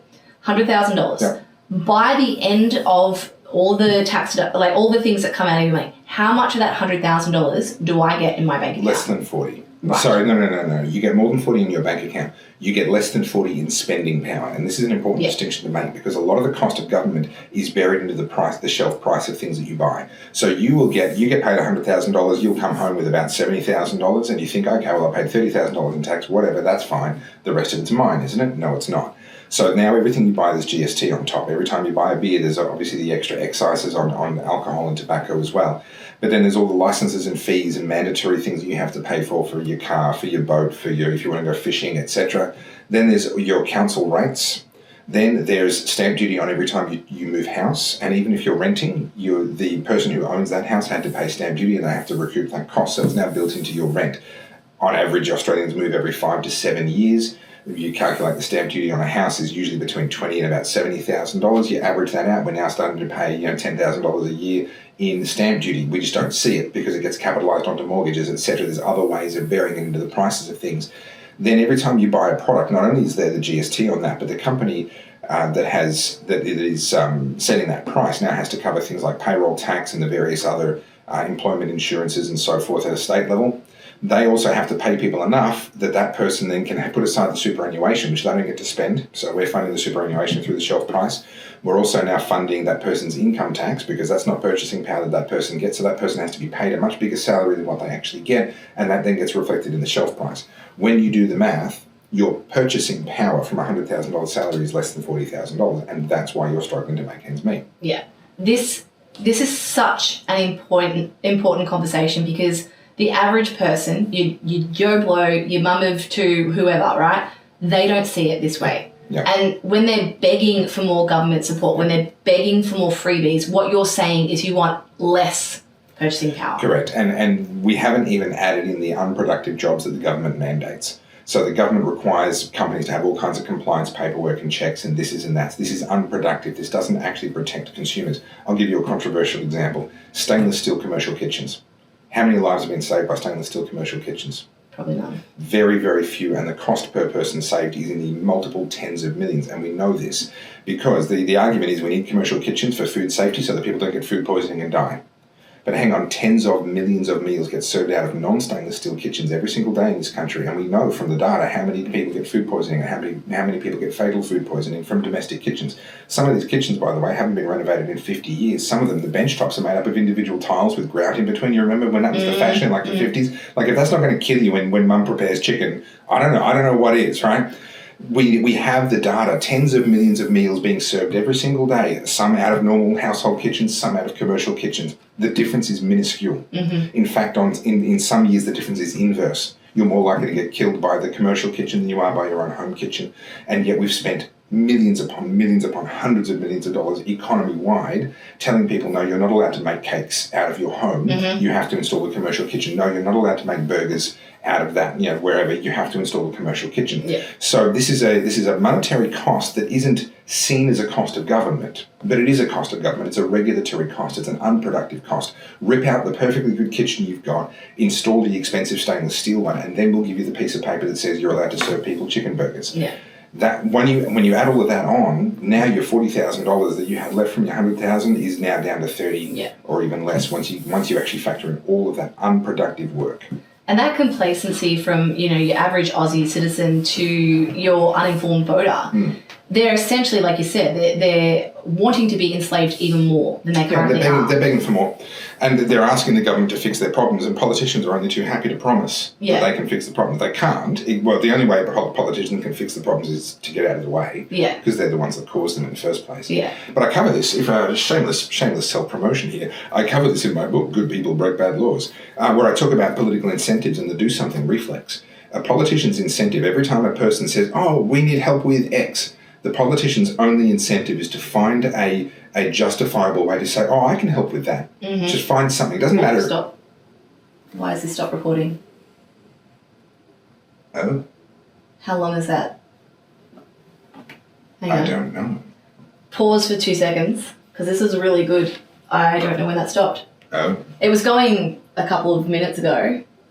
I'll just pause these. What do you call it? The villain. Yep. Recording. Yep. You're not responsible for how other people cast you in their lives.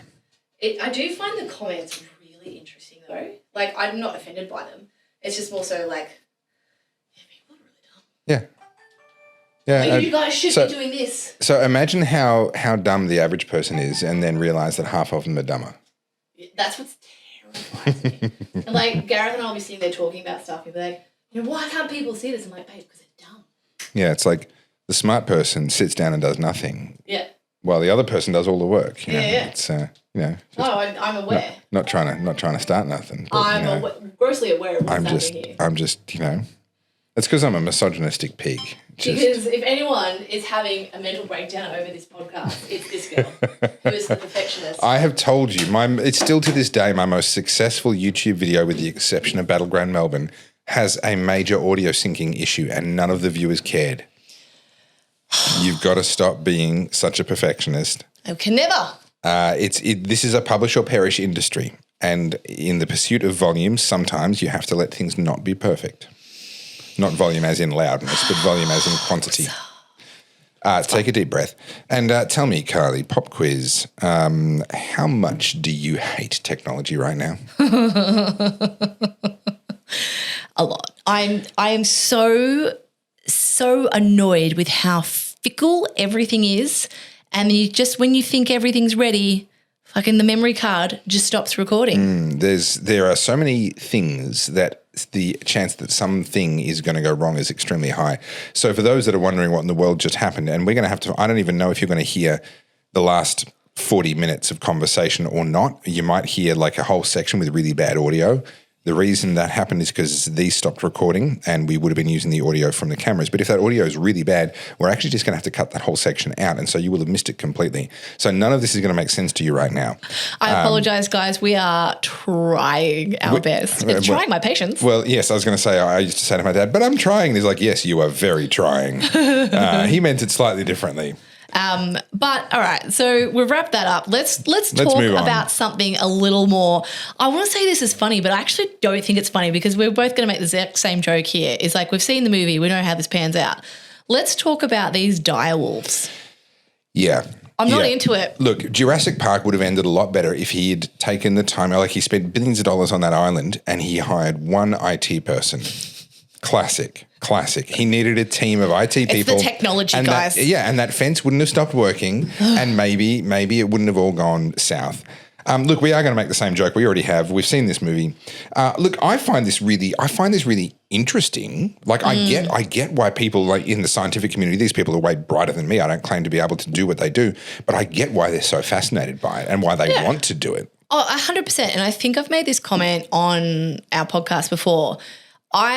This is obviously, there's a huge ethical consideration around this. I just don't like that humans want to play God. I just feel like this is a very, it's that whole slippery slope argument. But let me then, because this is something that obviously does get discussed in Christian circles, in church circles, is penicillin playing God? Someone would have died from an infection, but now they don't. Yes. Are we playing God at that point? I've had this discussion, because God forbid me bringing this topic up, around abortion and IVF, right? I don't think there's a definitive answer, because unless you are the person that's directly impacted by it, you don't know how you're going to react, So I appreciate modern science. I think if it serves this is again that slippery the greater good. I can't believe that came out of my mouth. That's Hot Fuzz. Have you seen Hot Fuzz? The greater good. What is the greater good, and how many times did the government use that argument? That could never go wrong. COVID, anyone? But there's some weird things. But okay, apart from those ethical considerations. Why the dire wolf? It's something that died out 10,000 years ago. It's an interesting choice. I think, it's going to get headlines. They're fucking cute. If you want attention, like bring back, like if you can't bring back a velociraptor, bring back a direwolf. Like, you know, that's pretty cool. Is it because of the Game of Thrones? I mean, they've called Game it Romulus and Remus. Yeah, like, I know. Yeah. And then Khaleesi. The girl was named after a Game of Thrones character. A Song of Ice and Fire character. More correctly, let's do it by the books, not by the TV show. I find this stuff fascinating, and the reason why it's relevant is because the technologies that they're using to do these kinds of things are the same kind of CRISPR gene editing technologies that are involved in things like gain of function research in COVID-19, in things like personalized cancer treatments and things. So this is really a Pandora's box where there is the promise of incredible, wonderful, life-saving technology on the one side and the spectre of some really horrific, I mean, in theory, it should be possible to genuinely mix animal and human genes and create all kinds of weird-ass hybrids and all kinds you know, and you go, well, no one would want to do that. Well, I'm sorry, are you aware of some of the experiments the Nazis did during the war? Like, there are people out there that want to do that. You want to tell me that Anthony Fauci wouldn't if he could? Just readjust your microphone. I can see it's pointing the wrong way. Wow, it just needs. Can we just get an AI microphone that just follows my mouth? I'm literally getting so pedantic. The whole Anthony Fauci thing. I've made this comment, and I stand by this comment. He is a modern day Mengele. He's Mengele. 100%. I made a photo of the two faces side by side. Yeah, he for exactly that reason. Sinister, and this is the thing. I don't think he was necessarily always sinister, but this is the thing. Like, when you put that power in one person's hand, as I say, power ultimately corrupts. It's the godlike power that goes to their heads.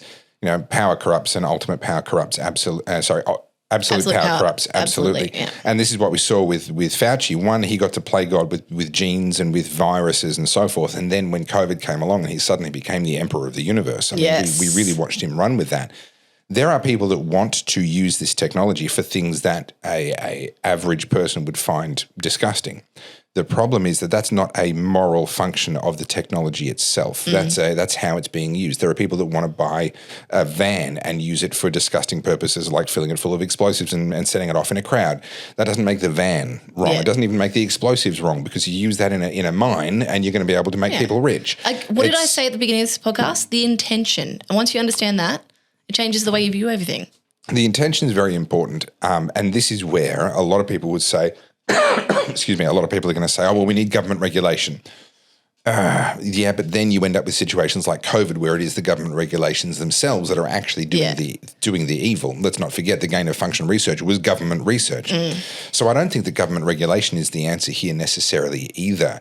I think sunlight is the best disinfectant. I think that anyone that is doing any of this kind of research should be expected to talk about it and to make it public so that we do actually know what's going on, so that things like what Mengele was doing during the war can't happen in secret. Well, these guys are pretty vocal about it. I think they've been on Rogan, right? Because they're the woolly mammoth people. Yeah, these guys. I don't think these guys have any evil intent. No. They can, and so they are, and that's sort of the question that is asked by the Jurassic Park movies. Just because you can doesn't mean that you should. Yeah.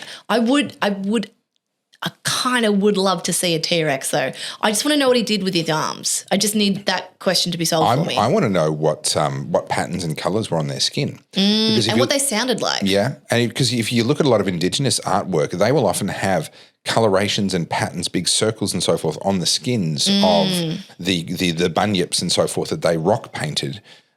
Which are contrary to what we would expect, but of course we don't get colour in fossils. Yeah. For the most part, there's not even soft tissue. There isn't even skin, with only a handful of exceptions around the world. Sometimes we get some bone marrow and things like that, which suggest that a lot of these animals died out much more recently than the official timeline would suggest, just simply because DNA doesn't survive in bone marrow for 50 million years.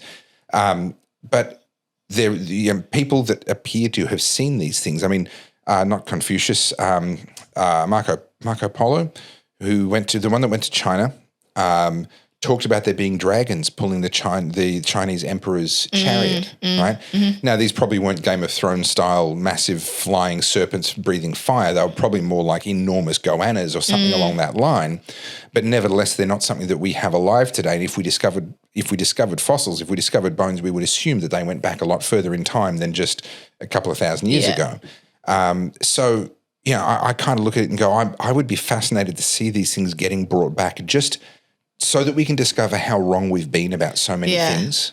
Yeah. That would be fascinating to me. I think I've said this before as well, but I kind of appreciate not always having the answers. Yeah, not knowing. I told this story when I did the psilocybin, right? Like, depending on how you Back interpret. when you were in Nubis. When I was in Nubis. Depending how you interpret what happens, like it's a whole subconscious thing, right? But those memories are there and they're real. When I was Anubis in my trip, like was Anubis literally what they said he was? What does this all mean, and how did it end up in my subconscious? And the same thing with this, like it's obviously existed at some point. Are there other entities? Are there other worlds? Are there aliens? All these questions.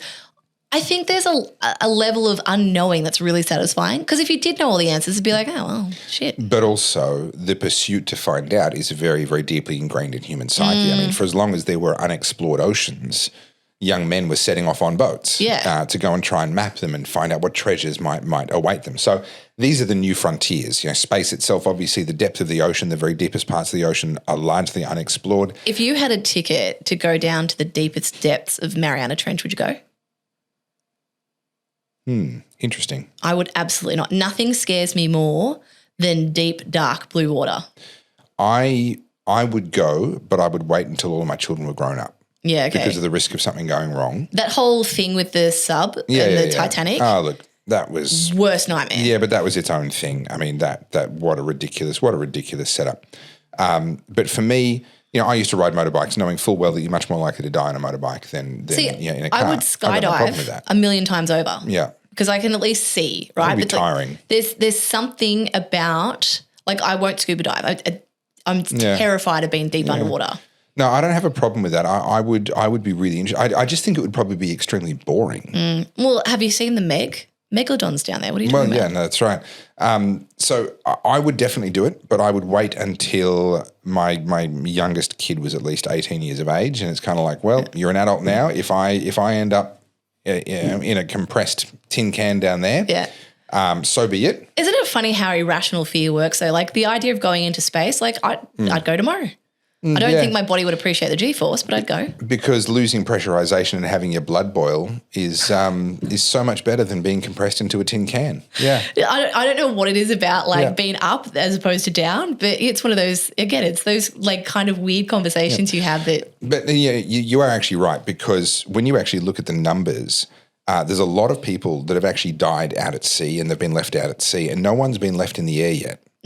Well, you burn up on the atmosphere, so at least you die quick. And all the people that have died in plane crashes, they didn't die in the air; they died on the ground. It's so the air race is actually quite safe. But back on the dire wolves, I reckon, and this is a big claim, and I can't substantiate this in any way, shape, or form, but they have 100% done something to a human. Someone somewhere in some clandestine lab is playing around with human genomes and they're doing some weird shit, and it already exists. Someone out there. Yeah, there'd be someone out there doing that for sure. Because how long ago did we clone Dolly? That happened a long time ago. That's like, I'm going to say 90s. Yeah, so we've done it a long time ago. Yeah. There is things happening in nefarious labs somewhere across the world. Without question there would be. And the pursuit of the super soldier is often a motivation for all kinds of things. I mean, that's ultimately what the Nazis were looking for, was the Aryan race, this ideal, 6 foot tall, blonde-haired, blue-eyed super soldier. The use of drugs to try and supercharge soldiers. I mean, methamphetamines was widely used by the German SS as well as the Finnish army and others. Well, let's say Hitler was a massive meth user. Yeah, and I mean, who knows how much around him is actually true and how much is not. But yeah, that is apparently one of the things that gets said. And a lot of that's in the pursuit of the super soldier, as we unlock the secrets of the genome, they're not going to be looking into that. I mean, guaranteed there would be a lab somewhere already playing with that, probably under the Chinese Communist Party, I would expect, and probably playing with Uyghur slaves and that sort of thing. That would be the most likely. Isn't this the plot line for most Marvel movies? Look, broadly speaking, yes. And I, for one, welcome our new hybrid overlords, sort of bringing in little bits of dolphin and a little bit of chimpanzee and maybe some human in there as well. I welcome them. I've asked you this before, superpowers, but like give me your broad superpower, not just like your minute, like for a day. Like if you could have one ability, what would it be? Oh, gosh. Predicting the future, the ability to see something before it happens. That's not a superpower. There's psychics. They exist. Well, sure. But I mean, to be able to ask myself the question, of what's going to happen with this, and to actually know, and it is actually it's accurate. Okay. Would give, because that would just give you the power to appear to have superpowers in so many other ways. Because you expect, whether it's market, so money's never a problem for you anymore. You know what's going to happen with the market. So you've got all the money you could ever possibly want. You know which technologies are going to flourish and which ones are going to fail. You know what the outcome of a given surgery is going to be before it happens. So you choose not to do it. You can hypothesize your way through life and just pick the best pathway. I think that would make your life very sad. I think having a superpower would make anyone's life very sad. See, I would take invisibility. Right. The ability to be invisible. So not be able to like walk through walls and things like that. Invisibility is just not be seen, right? Yeah. I just think that would be fascinating because, man, would I be like privy to some really intimate conversations. Okay. So I have a couple of logistical questions around the invisibility one. No, I don't want to watch people having sex. No. So you become completely transparent. Yeah. Does it affect the clothing that you're wearing and the things that you're touching at the time when you go transparent? Because if it does... Oh, so your head's transparent but you can see the T-shirt still. Well, so it creates some questions about the transitive and the transferable quality of Don't this ask me about this science. invisibility. I'm indetectable. I'm invisible. And, I mean, it would be a hilarious premise for a movie to say that someone can become can become invisible but not their clothes and stuff. And this was touched on in Mystery Men, if you've ever seen the movie So to Mystery be Men. invisible, you need to be naked, and then also they have to take off you're their naked. clothes, and then they have to like become visible and put their clothes on or what have you. And so you've got this person who's like a super spy, super sleuth, sneaking through Chinese Communist Party government buildings, stealing government secrets. But they're nude. But they have to be careful about the transition from visible to invisible. Yeah, that could pose some problems. Like, your junk could get caught or something. You get all sorts of things, and you're picking up the papers that you need to steal, but the papers remain visible, and you can't hide them behind your body because your body is see-through. Yeah. Like, it just, I don't know. You see this paper walking. Yeah. See, you've ruined my fun. Yeah, sorry about that. Overthought it. Yeah. I just thought invisibility. Anyway, moving on. No. Speaking of superpowers, I want to move the conversation over to ChatGPT and the major upgrade to the AI. This is a big one in my industry. It's something that people are talking about a lot. And I've already seen this. Like, Gareth was playing a video last night that was Trump, and it was him calling Adam Schiff a watermelon. Did you see this? No.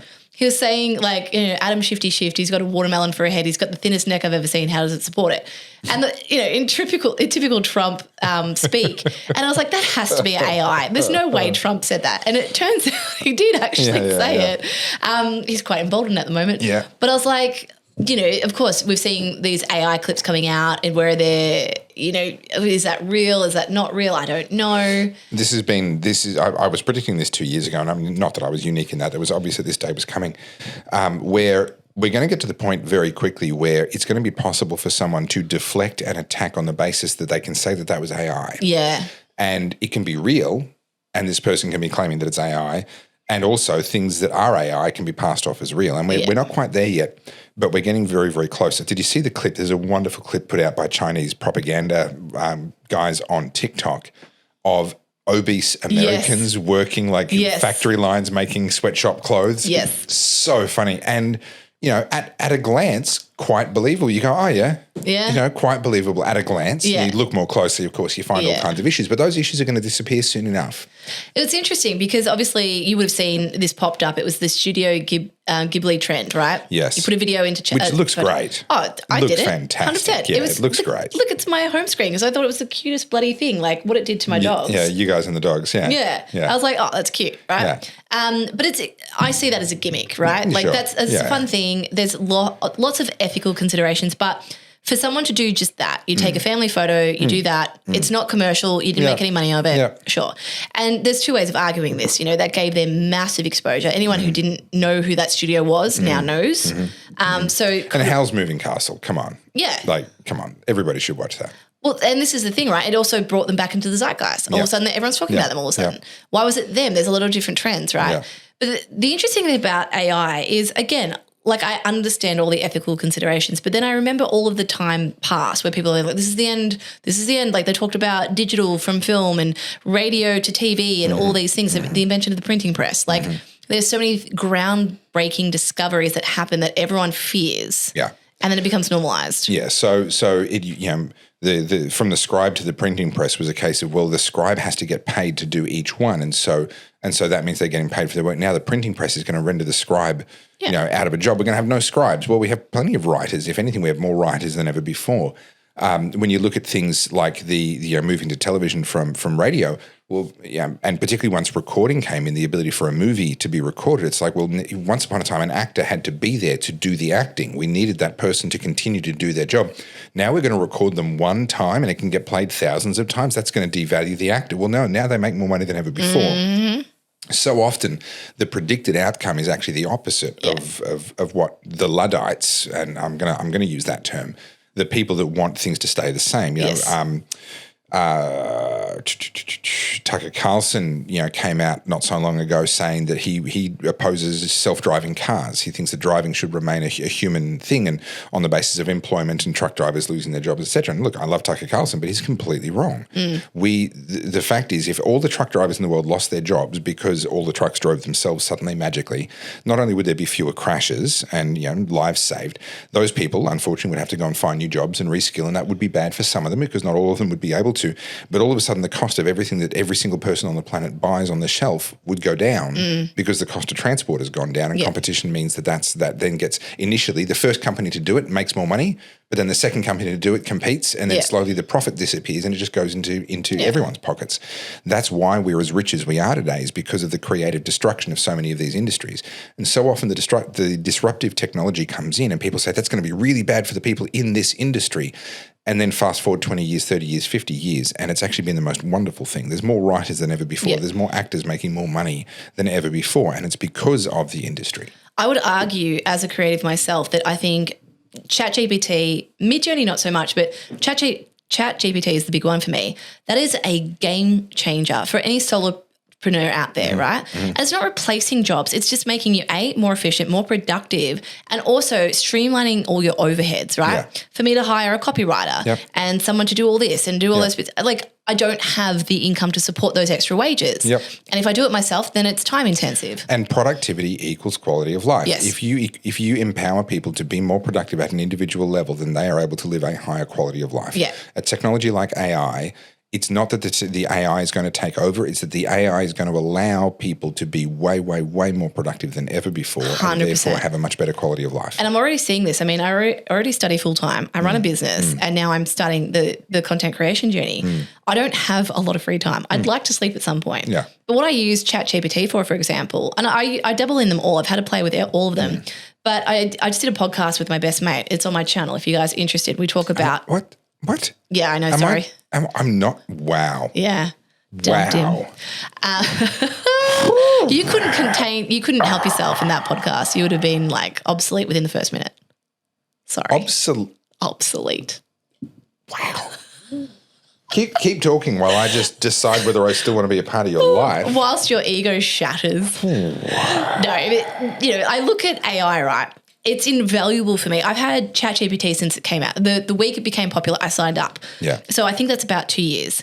And in that time, I have literally dumped so much information about myself, my business, and my clients into it. Now, people will be like, oh, that's dangerous. Sure, whatever. We've talked about the ethical side. What it's done for me is I have these individual chats for every single client. It means I can pick that job file back up without having to refresh myself. Like it's all in there. Yeah. What was that thing that we said? And now I use Monty. That's my ChatGPT. Monty and I have discussions all day, every day. And what I find myself doing is I literally talk into the microphone as if it's you. Yeah. And I'll be like, hey, Monty, this is my to-do list today. This is what I got to get done. How do I compartmentalize my day so that I can be efficient and do this? And then I'll be like, I'll be at the gym and I'll say something to Monty quickly whilst I'm at the gym. And then Monty's doing my script research for me or whatever. Yeah. So it means that when I come back, I've got all of the tedious stuff that takes time ready to rock and roll. When I do the show notes, I'm like, all right, I've screenshot all these things throughout X over the last week. These are the things I want to talk about. These are the things I think are relevant. I chuck it into Grok first and I'll be like, hey, Grok, tell me what you think. And then I take that, put it to ChatGPT. What do you think? All right, cool. Let's cut this out, put this here. Can you grab some research for that? Can you do this? Yeah. And it means that something that should take me 2 days, I can do it in like an hour and a half. Yeah. So I use Grok mostly, and I use it as a research assistant. Yeah. So the question that you would normally ask a research assistant, Grok is the new Google, I would argue. Yeah. And so, for example, it was rattling around the back of my brain. I've seen this before with Trump and the tariffs. I'm like, I know what he's going to do next because I watched him do it before But what exactly was that? And my memory said that Trump was in Europe and that it was some kind of a big leaders summit. My memory said that that's where this happened. And so I would have gone on Google and been searching all sorts of things that would have led me in the wrong direction. Yeah. I went to Grok. I said, hey, Grok, here's what I remember. There was a situation where Trump was imposing tariffs on the EU. The EU said that he shouldn't, and then he offered them free trade. Yeah. What can you tell me? And it came back. 2018, Jean-Claude Juncker was in the Rose Garden at the White House, bang, found. And exactly. So it's not that it's doing my work for me. It's taking hours of research out for me to go from, hang on, there's a thing, to I have the details and I know more about it now than I did before. It takes seconds instead of hours. And what you touched on, the whole Luddite thing, I mean, that's just part of the course, right? There's new technology, people fear it, and then all of a sudden you've got the internet, for example, 20, 30 years ago, no one will ever use the internet. No one will ever buy books on the internet. Imagine a world where a typist was still a career. Imagine a world where every vehicle you had to be able to afford a driver to go with the vehicle. Imagine a world where we still had people manually plugging in telephone wires in order to connect you through. Like all of those jobs had to go by in order for us to become as wealthy as we are. I'll give you an example in my industry, right? Like you know what Photoshop is. In Photoshop, I've been playing with it since I was 15. I'm now 39. There has been so many changes, but the implementation of AI was the biggest game changer. Like when I first started my career, 20 years ago in publishing, there was a full-time job for someone who was called the etcher, right? The deep etcher. So he would take a photo and cut you out of it to use on the front page of the paper or whatever. Rotoscoping in early form, That was literally his job, a full-time job, and he'd put all the photography to him and he'd cut it all out. And then the graphic designer like me would pick up that etched stuff. His job has been obsolete for a while now, but it's gone now because that was labor intensive, right? Now AI can do that in nanoseconds. I have a editing tool called CapCut that I do most of my work in now. I click a button and it removes the background. And is it perfect? No. Do I wish, CapCut is a very consumer grade program. It doesn't give you a lot of control over its features. Either they work or they don't. Something like Premiere is a very professional grade thing. It's much more complicated to use. It's I much hate slower. Premiere. I think it's much stupid. slower, but it's capable of doing everything because you have control over the parameters. So between those two, you can do whatever you want. But I can take a picture of Anthony Albanese, go, right, that's the expression of his that I want to use. And I don't care what's in the background. I'm going to click a button and that entire background's going to disappear. I do the same thing here in Canva. Like when I do our tiles for this podcast, I literally grab the photos I like. I just do exactly that, remove the backdrop. Like, yes, I could do it in Photoshop, but why would I spend 20 minutes doing that when... click the AI. Maybe she's born with it. Maybe it's Photoshop. Yeah, 100%. And there's just so many different things. I'll give you another example. This is a real world scenario. It happened to me last week. I got a client who does, they're in the building industry and they do these portable kits, right? And they've been doing this like 15, 20 years. So they've got a bunch of photos from all their projects over the last 15, 20 years. Now, they're not photographers.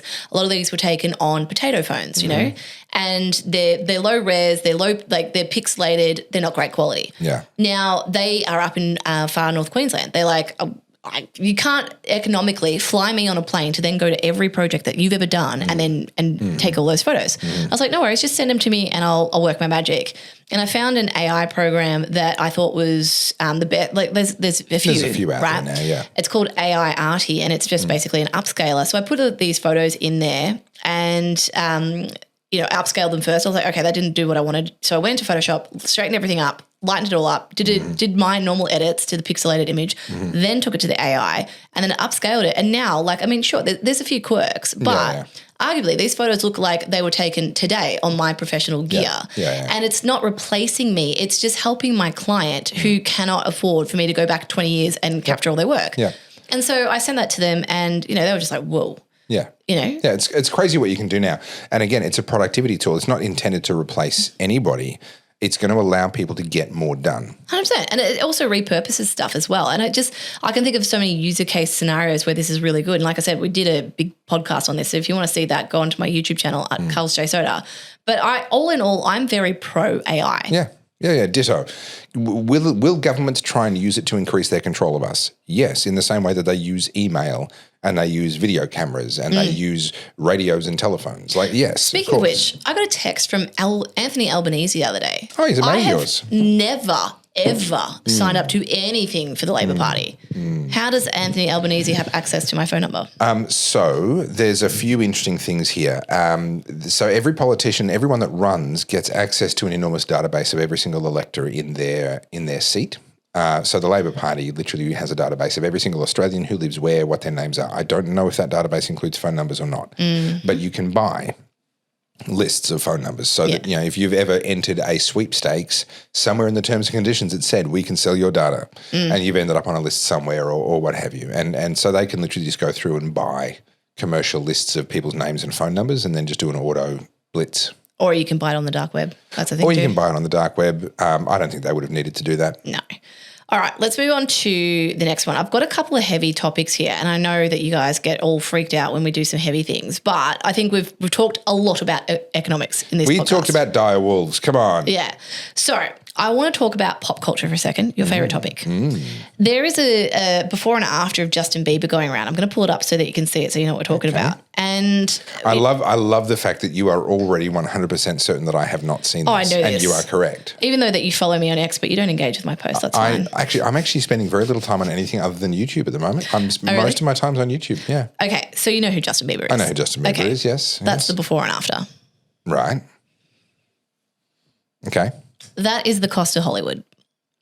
Now, depending who you talk to, Bieber is a victim of Diddy. There's a whole lot has happened here. The reason I bring up Bieber and the reason I talk about this culture thing, this is not unlike what has happened to Britney Spears. They have cooked that poor woman's brain.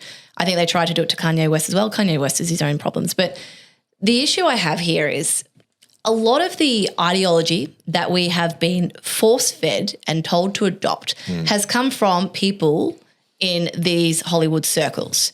And you're seeing it now, like Jennifer Lopez has a non-binary daughter now.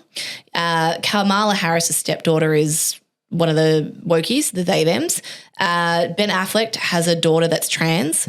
Charlize Theron has transgender children. Hers is a bit different. She's quoted as having transgender kids. She supported an actress who came out and said the quote that is attributed to Charlize Theron. But yes, she's in support of all of that. Yes. Yeah. There's a lot of these Hollywood actors who are adopting whatever the ideology is to, I would say, help their careers, right? Like there's a cost to Hollywood. My issue is that we now have it's not an issue actually. I think it's a good thing. With TikTok, YouTube, Instagram, X, whatever, there is an ability for the average person now to amass similar audiences that these people were previously the only ones that could do. Yeah. And so when you see someone like Justin Bieber, like say what you will, I think the kid's actually talented. Yeah, he's genuinely talented. I agree, yeah. And, the cost of Hollywood for him was, look at what's happened to him now. My argument, or the point I brought it up is there is a real existential crisis now for the younger generations about what kind of lifestyle to live. Hollywood was all about hedonism, right, and debauchery. And we've seen that in movies like The Wolf of Wall Street and now with Diddy. And there is a real cost associated with this. And I would also attribute this somewhat to the youth crime, and watch me as I bridge this gap. Youth crime is encouraged in a way through culture, rap, music, gangster rap. The glorification of the video games. And I know I'm making an argument that's been made 30 years ago, but when you make that more appealing than the other option, which has been demonized, like you look at the takedown of trad wives at the moment, or, women who are housewives are nothing. That's been very much the sentiment. It's always been easier to destroy than to build. Yeah. And so we've done that. We've done that with women. You got to be a girl boss. You got to do all this stuff. Like doing anything else makes you a loser. We've done it with men. We're basically having a war on masculinity. And you look at the very people who are at either the forefront of this or who have been in those circles, and what's happening to Bieber is a good example. This just breaks my heart. And I have a look at this, the cost of culture. I'm not going to bring her up because I would promise I wouldn't bring her up on this podcast. But you're about to. The girls who do the things that it depends which way you want to do it. Anyway, I'm getting sidetracked. This is what is inspiring our young kids, right? And there's a very real cost association here. And no one wants to have this horrible conversation about we actually are the monsters that create these people. Well, that's essentially the argument that I'm making when it comes to politics. We can decry the uselessness of our political leaders all we want, but ultimately we're getting what we deserve. We're getting what we create. Let me comment on the Bieber thing a little bit. I don't think that particular before and after really makes that point very well. You know very well the power of lighting in a photograph. He's clearly very lean. He's lean to the point that he's either doing long distance running or he's on meth. Sort of one or the other. He's extremely lean. But stubble, all the rest of it. There's a certain degree of bad day. You like Ben Affleck. We brought him up earlier. There's that photo of him with the cigarette. He's kind of looking a bit dad bod and that sort of stuff. But he's also the guy that looks amazing in movies with the right lighting and the right prep and so forth. So sometimes you've got to allow a little bit of room for that. I think the better example is Sam Smith. Yeah, now, he's another man. He's phenomenal voice, amazing talent. Like what a tragedy that he's gone from that classy 1930s style, to what is the crooner to what he's become today. That to me is a tragedy, and that for me also has much more overtly satanic overtones than what's happened with Bieber. You look at him, you look at some of Rihanna's stuff, you look at some of these other pop stars. There has been a real, what appears to me to be a very intentional introduction of satanic imagery, the use of horns, the use of blood. I mean, Madonna did a little bit. It's always been there. Yeah. Ozzy Osbourne had his little, and they do it for shock value. But I'm going to push back on that a little bit, only because they're overt. They're designed to get clicks, right? Yeah. Like the Sam Smith thing, I agree with you to a degree, right? Like the devil dance that he did in his song. It's too obvious for me. I don't take it seriously. You're wearing devil horns. You're talking about the devil. But okay, great. You're a bit older than who he's actually aimed at. Yeah. He's not trying to make you think he's cool. He's trying to make the 15-year-olds think he's cool. But is he cool though? Have a look at what the youths are influenced by today. Are they influenced by a Sam Smith, or is Sam Smith, who was already talented, who already had a big career, somewhat being monopolized and be like, hang on a minute, I could actually make even more money if I just jump on this trend. There's other ways of looking at this. He was already successful. Yeah. He was already famous, and he has fucking talent. Yeah, he doesn't need to do the Satan stuff. His talent is undeniable. But this is part of why. So I was quite dismissive of all of this Satan worship Hollywood stuff until you're going to love this because it's a pop culture Hollywood thing with me. I was watching something and my wife wanted to watch there was some big Hollywood event. It would have been some awards ceremony or something. And they were doing that thing where there's a roving camera moving through the celebrities and so forth. And Chrissy Teigen was there with her husband. She's so insufferable. Who's very talented in his own right. John Legend. And they were there. And then Chrissy Teigen did not going to pronounce this correctly, the Behemoth, whatever, the many-horned sort of demon god symbol with her hand. And I won't do it because that'll get screenshot and captured and clipped and put all over. Show me behind this. show you off camera. So it's these ones. Yeah. And she did that very overtly to the camera. And what had happened was the camera had begun to move away from them both. Yeah. And then she moved and the cameraman thought, oh, she's, and I went back to her. And I was watching this live. So I saw this happen in real time. She realized the camera came back. She dropped the hand symbol and she turned to John Legend with this look of like, now what do I do? And it was completely organic. And so what she had intended to do was to throw up this sign that is it's a very specific sign that you don't do by accident and is very specific to actual Satan worshippers, people that are actually actively involved in the practice of Satan worship. Is it? She didn't intend for it to be caught on camera. Yeah, I'm playing devil's advocate here because there's obviously lots of conspiracy theories around this. But I think when people go down the conspiracy theory route, they're overcomplicating what is actually a very simple situation. Okay, hit me. I think when it comes to Hollywood, there's a buy-in. I think depending on the level of fame, because this is the thing, and I say this before, if everyone's talented, then no one's talented. Sure. Right? So if everyone's the Sam Smith of the world, everyone's a wonderfully talented singer, actress, whatever, and you're in Hollywood, you're in LA, you're a dime a dozen. Talented people, yes. Great. So what is the differentiator there? What do you do to stand out? Yeah. Well, you might do what some people did with Harvey Weinstein. Yeah. Correct. Yeah. You go and you do favors, or maybe you go to parties like Diddy parties and you do things that maybe you wouldn't necessarily have done, but you do it. Like there's all this discussion around like a homosexuality ring in Hollywood. Will Smith's apparently in it, where they're all closetly gay and they all have these lavender marriages. And it's like, well, hey, sure, okay, that could be a thing, that could be a conspiracy, but in 2025, it's like considered the best thing you could do to be queer or to be gay. Well, it's interesting because even as in the early 2000s, as I was looking at becoming an actor and I was looking at studying acting and so forth.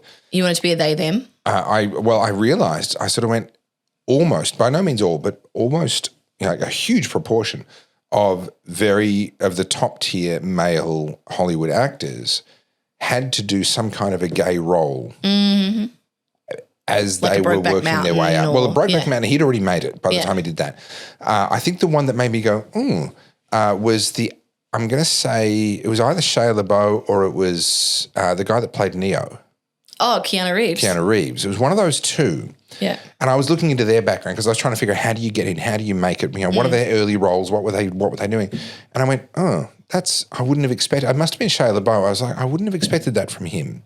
And then I began to look and it's like, oh, well, there's his one and there's his one and there's his one. And it's like a huge proportion of these guys have to do some kind of a role, either involving the mimicking of gay sex or playing a very sexualized gay character as almost this, it felt like an entrance exam. Well, I was going to say that's kind of the buy-in. There's this discussion around the humiliation ritual when you have to do something performative in basically to appease whoever is making the decisions in Hollywood. Yeah. And I would say that's what happened to Sam Smith, but as I've said, like he's already talented. Yeah. He already had it. But what I do love, and we're seeing this a lot, you've got a counterculture now, right? Yeah. Like everyone's got access to the internet, which is amazing, which is why people who haven't been able to make it in Hollywood are now being able to make it outside of Hollywood. Yep. And sure, they don't have the mega stardom of, say, a Taylor Swift, but they've been able to carve out a very successful living. Like what's that rapper's name? Tom McDonald, right? He's an independent. Yep. And he's been able to do that basically on social media. And of course, everyone's got something negative to say, so just spare me, right? Like there's always two sides to every story. But it's interesting because we've talked about parallel economies before and we've talked about dying empires. I would say Hollywood as we know it is well and truly done. It's a dying empire, gone. For sure. Yeah. But what it does mean is there's opportunities and there's a lot of talent that may have been missed over because they didn't want to do the buy-in. Like I can give you an example of a few things that nowhere near as like weird as satanic rituals or gay rituals, whatever, but where I've been told I have to do something to be able to get a job or to be on the short list. And I'm a really bad business person from that point of view because I could do it. I just don't want to. No. Yeah. It's a bit like the vaccine mandate for me. Didn't care that you wanted the vaccine, but the mandate made me see red. Yeah. Don't be telling me what I have to do to be able to do what I want to do. I believe you would be diagnosed with oppositional defiance disorder because everything has to be a condition these days. Yeah. Yes. Oh, I didn't even know these words existed. I just call myself a defiant little shit. I think that's what Daniel Andrews called you as well. Oh, we know that's what he called me. But, so my point about Hollywood and stuff is like, we're looking at what's happening to these Biebers, Britney Spears, and there's countless examples. I mean, there's examples here on our home soil. I've talked about Ben Cousins before. Yeah, what was her name? Not Hilary Duff. Demi Lovato. Well, should be another one, but gosh, I'm not good with my little starlet pop singers. She was in like the Pony Club or whatever.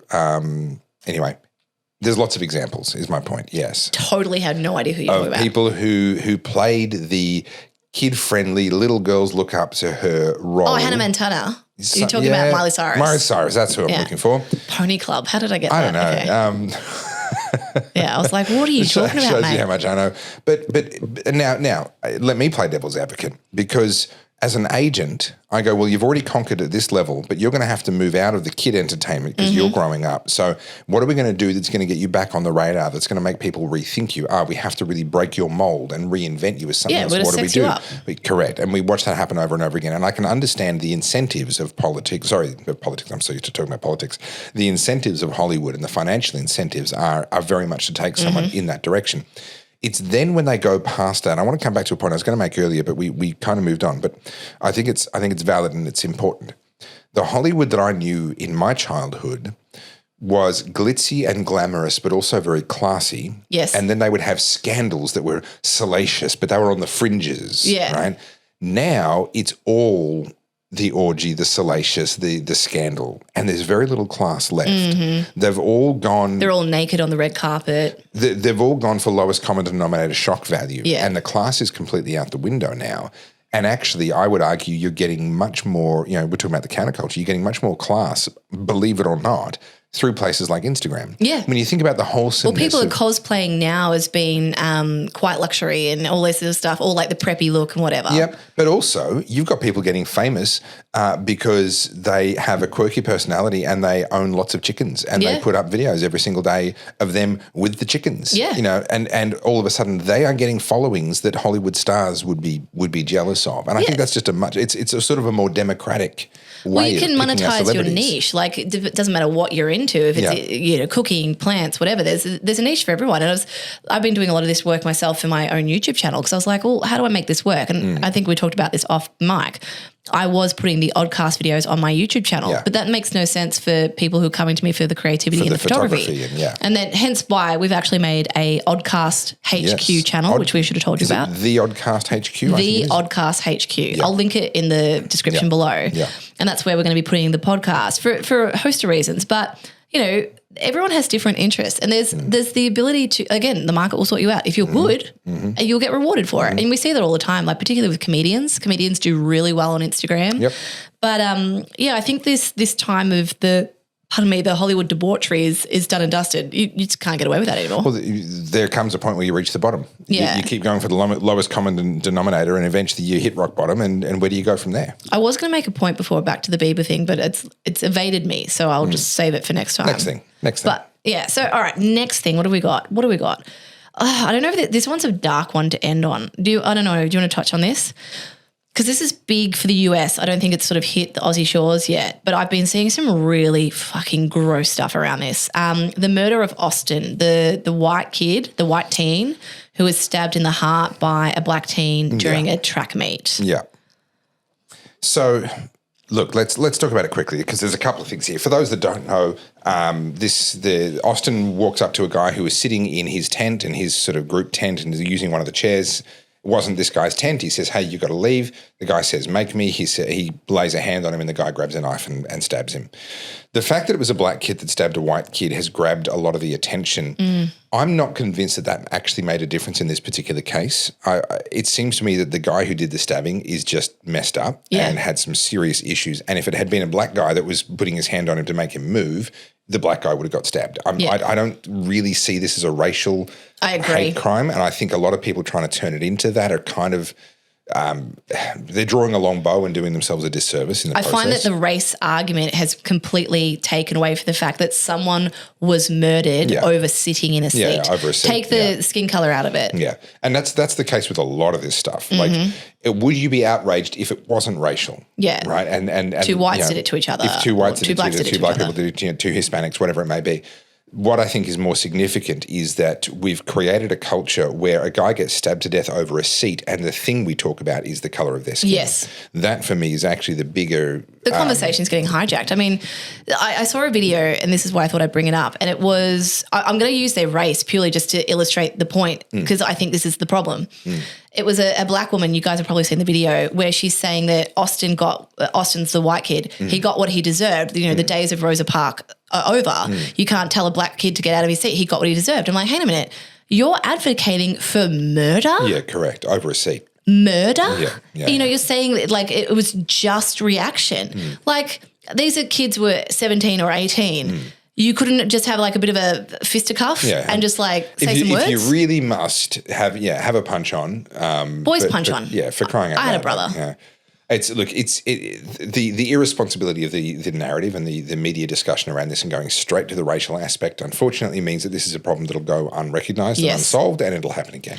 My point of view on this is like, when did it become so normal for young men to have blades with them all the time? I don't actually have an issue with people carrying weapons and people carrying knives.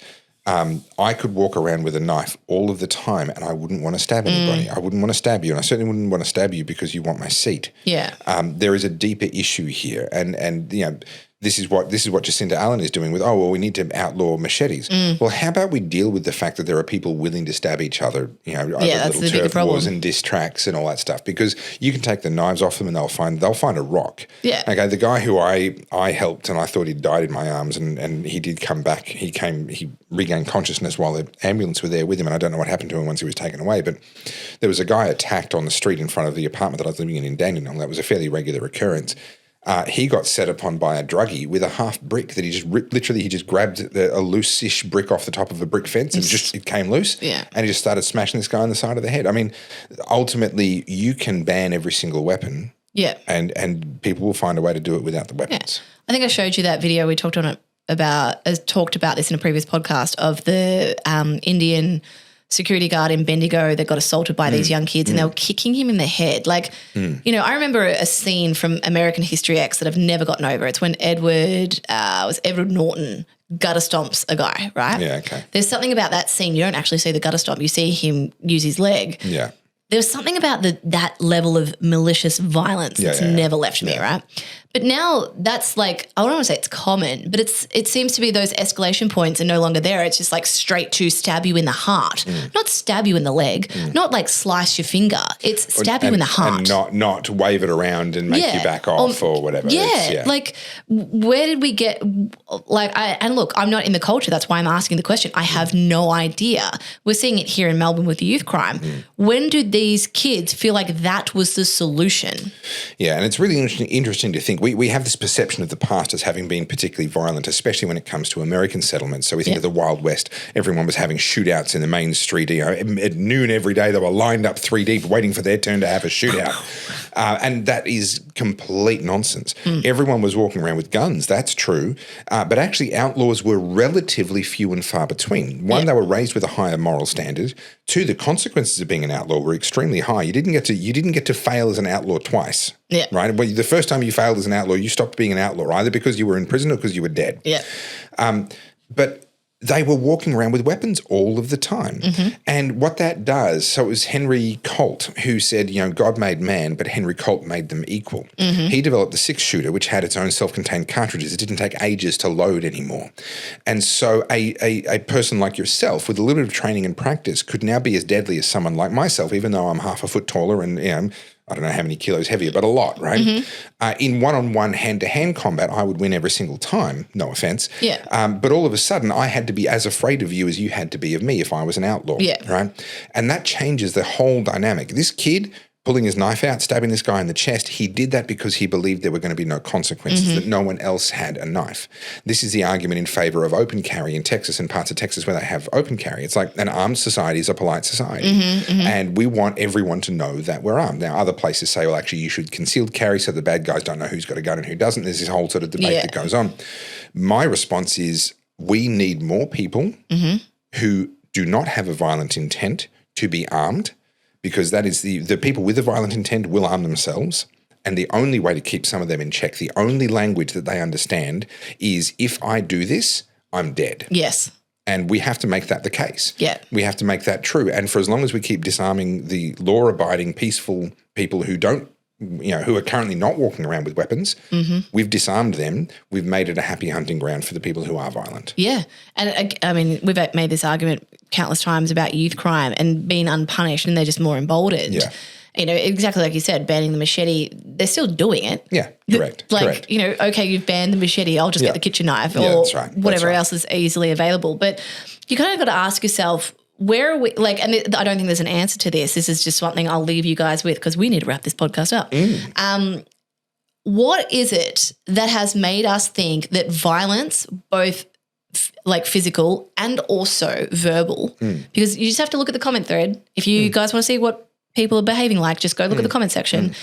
What made us think that it was a gloves off, it's all gloves off now, you can do whatever you want, there's no accountability for it. Oh, there was on one side of the argument because you had cancel culture. But why have we become so hostile, or were we always hostile, now we can just see it? I think it's more of the latter. If you go back to early US presidential campaigns, the stuff they were saying about each other, Like that would get you well and truly sued for defamation today. They didn't have those laws in place then. I think that's always been the case. We are a relatively violent species. I think one of the things that has changed is that violence used to be respected. And this isn't, I'm not making a value judgment of good or bad, but the king was the person who could outfight everybody else. Yeah. Right. And then they might get old and there'd be younger people who could outfight them, but now out of respect and everyone's loyalty, blah, blah, blah. But the minute the king dies, now it's on for young and old. We're going to find out who can outfight the rest now, right? And so the leader of the tribe, the king, etc., was generally the person who was the most capable of violence or had the loyalty of others who were the most capable of violence. Now, I think it's a good thing that we've managed to create political systems that don't function that way. But what that does is it makes us forget that actually violence is real, it exists. And for someone who keeps losing the argument in every other way but is capable of violence, when we ostracize people enough, when we push them to the margins of society enough, that becomes the only mechanism they have left with which to remind us that they exist, with which to leave a mark and to make an impression on the world. And so one of the things that concerns me greatly in the polarization of language, etc., is when we tell people that's not an acceptable idea, you're not allowed to say those things. You can't, we're going to push you to the fringes of society, or we're going to dox you so that you can't even get a job because your face has been published in the newspaper as being one of them. We give them nothing else. And violence becomes the only language left in which they can speak. And because none of the rest of us speak that language very well, they can be very effective in that language. I would say, I mean, I agree with you wholeheartedly, and I'll use the example of the neo-Nazis that all just got banned from X. Yeah. That hasn't stopped them. Now they're forming a political party. Yeah, correct. And you get these young guys. So I was chatting with someone recently who works in de-radicalization, and they're talking about the fact that some of these young guys, once their faces get published in the newspaper, they've got no one left in their life except for the other neo-Nazis, where they could have been brought back step by step. Okay, here's a job, here's a different group of friends. We can de-radicalize these people step by step. Now, because their faces got published in the newspaper by some enterprising young journalist that wanted to build a career on some shock journalism, those kids now are entrenched in that culture, and they're never going to leave because they're not welcome anywhere else anymore. And that's a real concern. And that notoriety actually helps them gain status. The street cred. Exactly. Yeah. And you're seeing that now. I saw a video the other day about some youth offenders in Melbourne, and they were caught on camera and they were talking, and they're like, what are you going to do about it? Like, we rule these streets. And this is like a 13-year-old kid. And to be honest, they're right. They do. Yeah. Because we can't use the same force back to them. Yeah. And this is where I say we've disarmed everybody else. We've told everybody else you can't use the language of violence. And so the people that do go, well, no one else knows how to talk this language. So we're the big boss. We're the king now. Yes. They're in that same tribal mindset. And the unfortunate reality is, those two kids that killed themselves on a tree because they stole a car and drove too fast and lost control in the wet, their deaths will not have taught anything to these other kids that are out there. All right, because they're sitting there going, well, that's not me. I can drive better than that, blah, blah, blah. Yeah. You have those same two kids get their brains bashed out with a baseball bat because they picked on the wrong house. That's actually going to have the end result for the kids is the same. Spare me the comments. Oh, you don't care? But no, they're dead anyway. Okay, they fucked themselves on a tree. Why not fuck them up with a baseball bat? Yeah. And I mean that. But when you fuck them up with a baseball bat, the other kids go, shit, I was going to roll that house. Yeah. Right? And they can't disassociate from it in the same way. Yeah. And honestly, these kids, they've unfortunately reached a point where the only language they understand is violence. And until they kill themselves by accident or until someone actually properly fucks them up, that's that whole eye for an eye argument, really, isn't it? Well, and this is the thing, like I've been hit twice by youth crime. Let me tell you, the third time I'm breaking some shit and I'll have no remorse for it. And, whether that's right or wrong on my behalf is irrelevant at this point. Is. That's my thing. You've not only taken away my ability to feel safe in my home, you've taken away my equipment that I make my livelihood on. Guess what? My back's up against the wall now. So the next time I will be swinging fists or probably worse. Or something worse. And this is the thing. And this is why back in the Wild West, the fact that everyone had guns stopped most of the crime from actually happening. When you look at the actual statistics, it was not a high crime environment. Yeah. It was a relatively violent environment by nature of the frontier life that they lived and the conflict with the native Indians, etc. That was definitely true. But in terms of cow rustling and shootouts in the streets and that sort of stuff, not so bad. Yeah. Not so bad. And with obvious reason, because the consequences were too high. We have a really good track record of rewriting history to suit what our current narratives are as well. What? Hang on. I didn't read about that in a history book. Who wrote the history? I have read all the history books, and none of them tell me that the history books were rewritten. Mm-hmm. So open and shut case, you must be wrong. Yeah, exactly. Yeah. And this is I'll end on this because did we talk about the pyramids, the whole pyramid thing? No. We didn't talk about that when they discovered the chambers under the pyramids. Do you know what I'm talking about? No. Dude, where have you been? So the pyramids in Giza. We know about chambers under the pyramids. They have discovered 600 meters of pillars and columns under the pyramids through sonar, I think it is. Sonar or... like LiDAR imaging or whatever. Yeah, okay. Through imaging. And it shows that there's these structures 600 meters deep under the Giza plateau. That is a long way. That defies a lot of what we know about history. So when you say they've discovered, you mean like some dude on Joe Rogan? Or No. It's just, dude, where have you been? This is all over socials. Okay. These columns not and my stuff. socials. Okay. Oh, God. Yep, sorry. My algorithm is better than your algorithm. Yeah, here I am helping you. But so essentially what it is and this is the same argument I make for science. It's definitive. The science is settled. It's never settled, mate. No. Because who's writing science? Who's funding the science? Same with history. Yeah. Take it with a grain of salt. Yeah. Who wrote the history book? Who gave you the interpretation? There's a lot more that we don't know than that we do. And half of what we think we know is wrong. Which is why history repeats itself. Well, it's a wonderful thing. Yes. I didn't wear that shirt. I should have worn that shirt today. 600 meters under the Giza plateau. I have to pull it up just to show you. So this is going to fuel all it was built by aliens people a lot, because 600 meters underground is a very long way. Digging a 600 meter deep hole. It's in the bedrock. With today's technology is extremely difficult. It's way more difficult than most people give it credit for. So this is what they found, these columns that are somewhat under the pyramids, and this is based on imaging that they've done. I know what that is. It's when they built the original Leaning Tower of Pisa with the walkways around it. They had the building plans upside down, so they dug down from the ground instead of going up. And then they realised their mistake. They effed off really quickly before the foreman found out, so they actually built the Leaning Tower of Pisa in Italy. So it was meant to be originally the Leaning Tower of Giza, not the Leaning Tower of Pisa. It's just a single letter. I mean, really, anyone could make that mistake. So there's all these this is what they're saying. Oh, I don't want the sound, but they're saying there's all these structures, right? This is under the pyramids. As someone who's I haven't been in the Great Pyramid. I've been in the second one. Is it Khufu's or whatever? You've been in the all right one, not the great one, just the pretty good one. The all right one, the small one. Yeah. For anyone that's been in this pyramid as well, they're very unexciting inside. Yeah. But the thing that, there's just a sarcophagus. There's no hieroglyphics. Made out of rock. There's nothing. Yeah. But the thing that is just beguiling of the pyramids is how big the rocks are. These are sheer giant pieces of granite that inconceivable. We couldn't do it today. Thousands of tons. Yeah. And so I'm just sorry. There's things that we'll never know about these pyramids, and I kind of like not knowing. That's the whole thing. But that whole the columns thing came out 2 weeks ago now.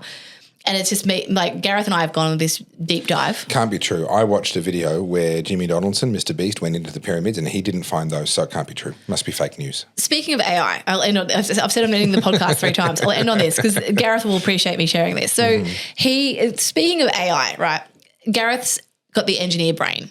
He likes to know how things work. He'll pull it apart and put it back together. I, on the other hand, look at that and just go, you're just speaking hieroglyphics to me. Sure. I have no idea what I'm looking at. So he has this theory about the cylindrical shapes that have been bored into the big pieces of granite that we wouldn't be able to do today with such perfect precision, right? Right. And Gareth was like, well, there's a thing that they can do called resonance. I might be getting this wrong. He'll kill me if I get this wrong, but I'm a creative, man. Go for it, Gareth. Go for it. It's there's a frequency that all of these rocks have, right? So granite is the densest rock that there is, but it has its own unique frequency, which means when you set a vibration, if you put an object on top of it, that vibration will actually drill under it. You just put some pressure on it. So he was like, well, I'm going to talk to Grok about this. So he and Grok had this conversation for over a couple of days where they were going back and forth and pulling in all these theories and pulling all this together. And between the two of them, they've done this scientific research to come up with the theory of how they drilled these massive holes into these big pieces of granite. That's the power of AI. It's just basically allowing you the job of 70 archaeologists and 50 years of research in the Giza plateau to be like, that's how they did it. Well, I look forward to when he does a live demonstration to show us how it's done. Well, there's a video on YouTube that shows it being done, not to the pyramids, but that it's possible. So it's like... So there's a guy on YouTube as well who he basically moves giant pieces of rock around, and he's trying to show how actually, if you understand the laws of physics, a lot of the things that we look at and go, that couldn't have been done with their technology, actually could be. It's just that these people were an awful lot smarter than we are. And as someone who, I believe in God, and I believe that actually our DNA is degrading over time, and that's what we observe. We see new mutations creeping in that aren't increasing our capacity as humans, they're actually decreasing our capacity as humans. And so I actually think, far from ancient man having been a simpleton, I actually think that in all likelihood, and the evidence suggests, they were a hell of a lot smarter than we are, and that they could do with the laws of physics things that we can't conceive of now. And this guy moves enormous rocks using nothing more than just simple levers and balance and, just rotating them end on end, putting little stones underneath and using those as pivot points. And he shows you he can stand these things up, he can move them around end to end, he can flip them over, he can do anything. And these are multiple hundreds of tons. Yep. And there's no theoretical limit. You could have something that's thousands of tons.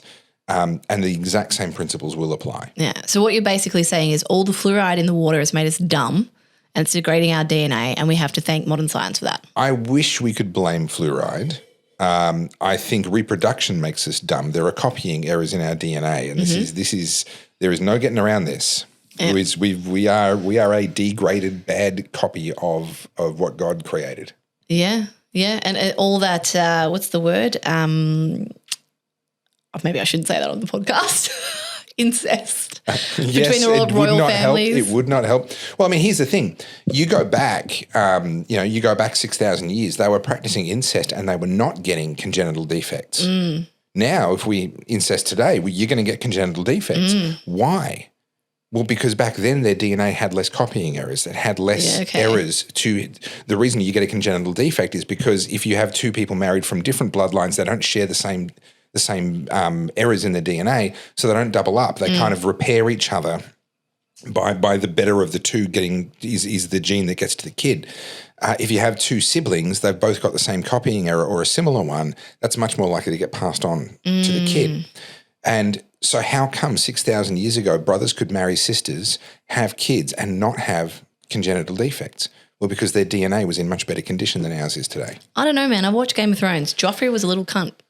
Yeah, look, I got to talk to George R.R. Martin about that and just ask him where he got his information from about, I just realised I've just crossed the very first frontier. I dropped the C-bomb. You dropped the C-bomb, and I've been swearing my little head off the last sort of 15 minutes of this podcast. So this has just become an R-rated podcast. Yeah, all our American friends are going to be very upset with me dropping that bomb. The C word is not as extreme in Australia as what it is in America. It's a term of endearment. It can actually be a compliment. Yeah. You say actually be a compliment. You say it in a nice way. Yeah. You get I'm going to do it.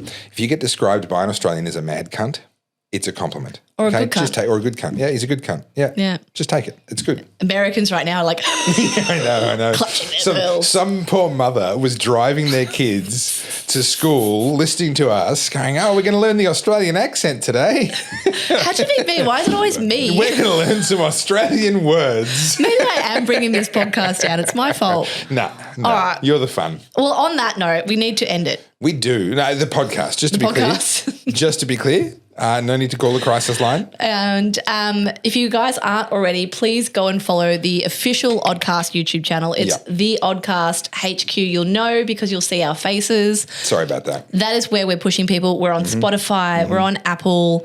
We're on all those good things. And we have a lot of plans for this podcast as well. Look, this is episode 14. This has been fun. I've enjoyed the process, and we plan to keep on going indefinitely until we're old and wrinkled, and we'll use AI to make ourselves look pretty. Yep. But can I also say this week is a first.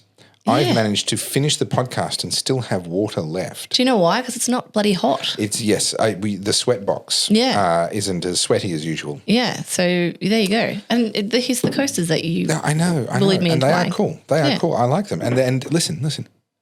Yeah. Instead of... See the considerations we go through. Oh, wow, that's really bad when you do that. Yeah. Yeah, the resonance is, it's awful. That's why as soon as I did that the very first time, I was like, coasters, please. So you guys don't see this. like little incremental benefit thing. Not better. What am I trying to say? Improvements, incremental improvements that we're making. Life-changing. Yeah. You're welcome, guys. Who knew?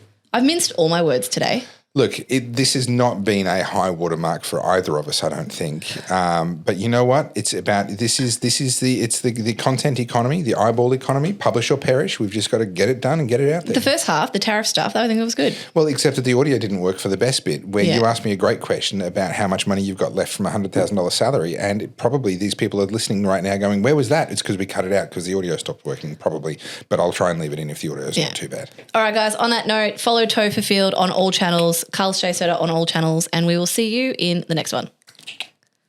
That was a long one. Well, between the two halves.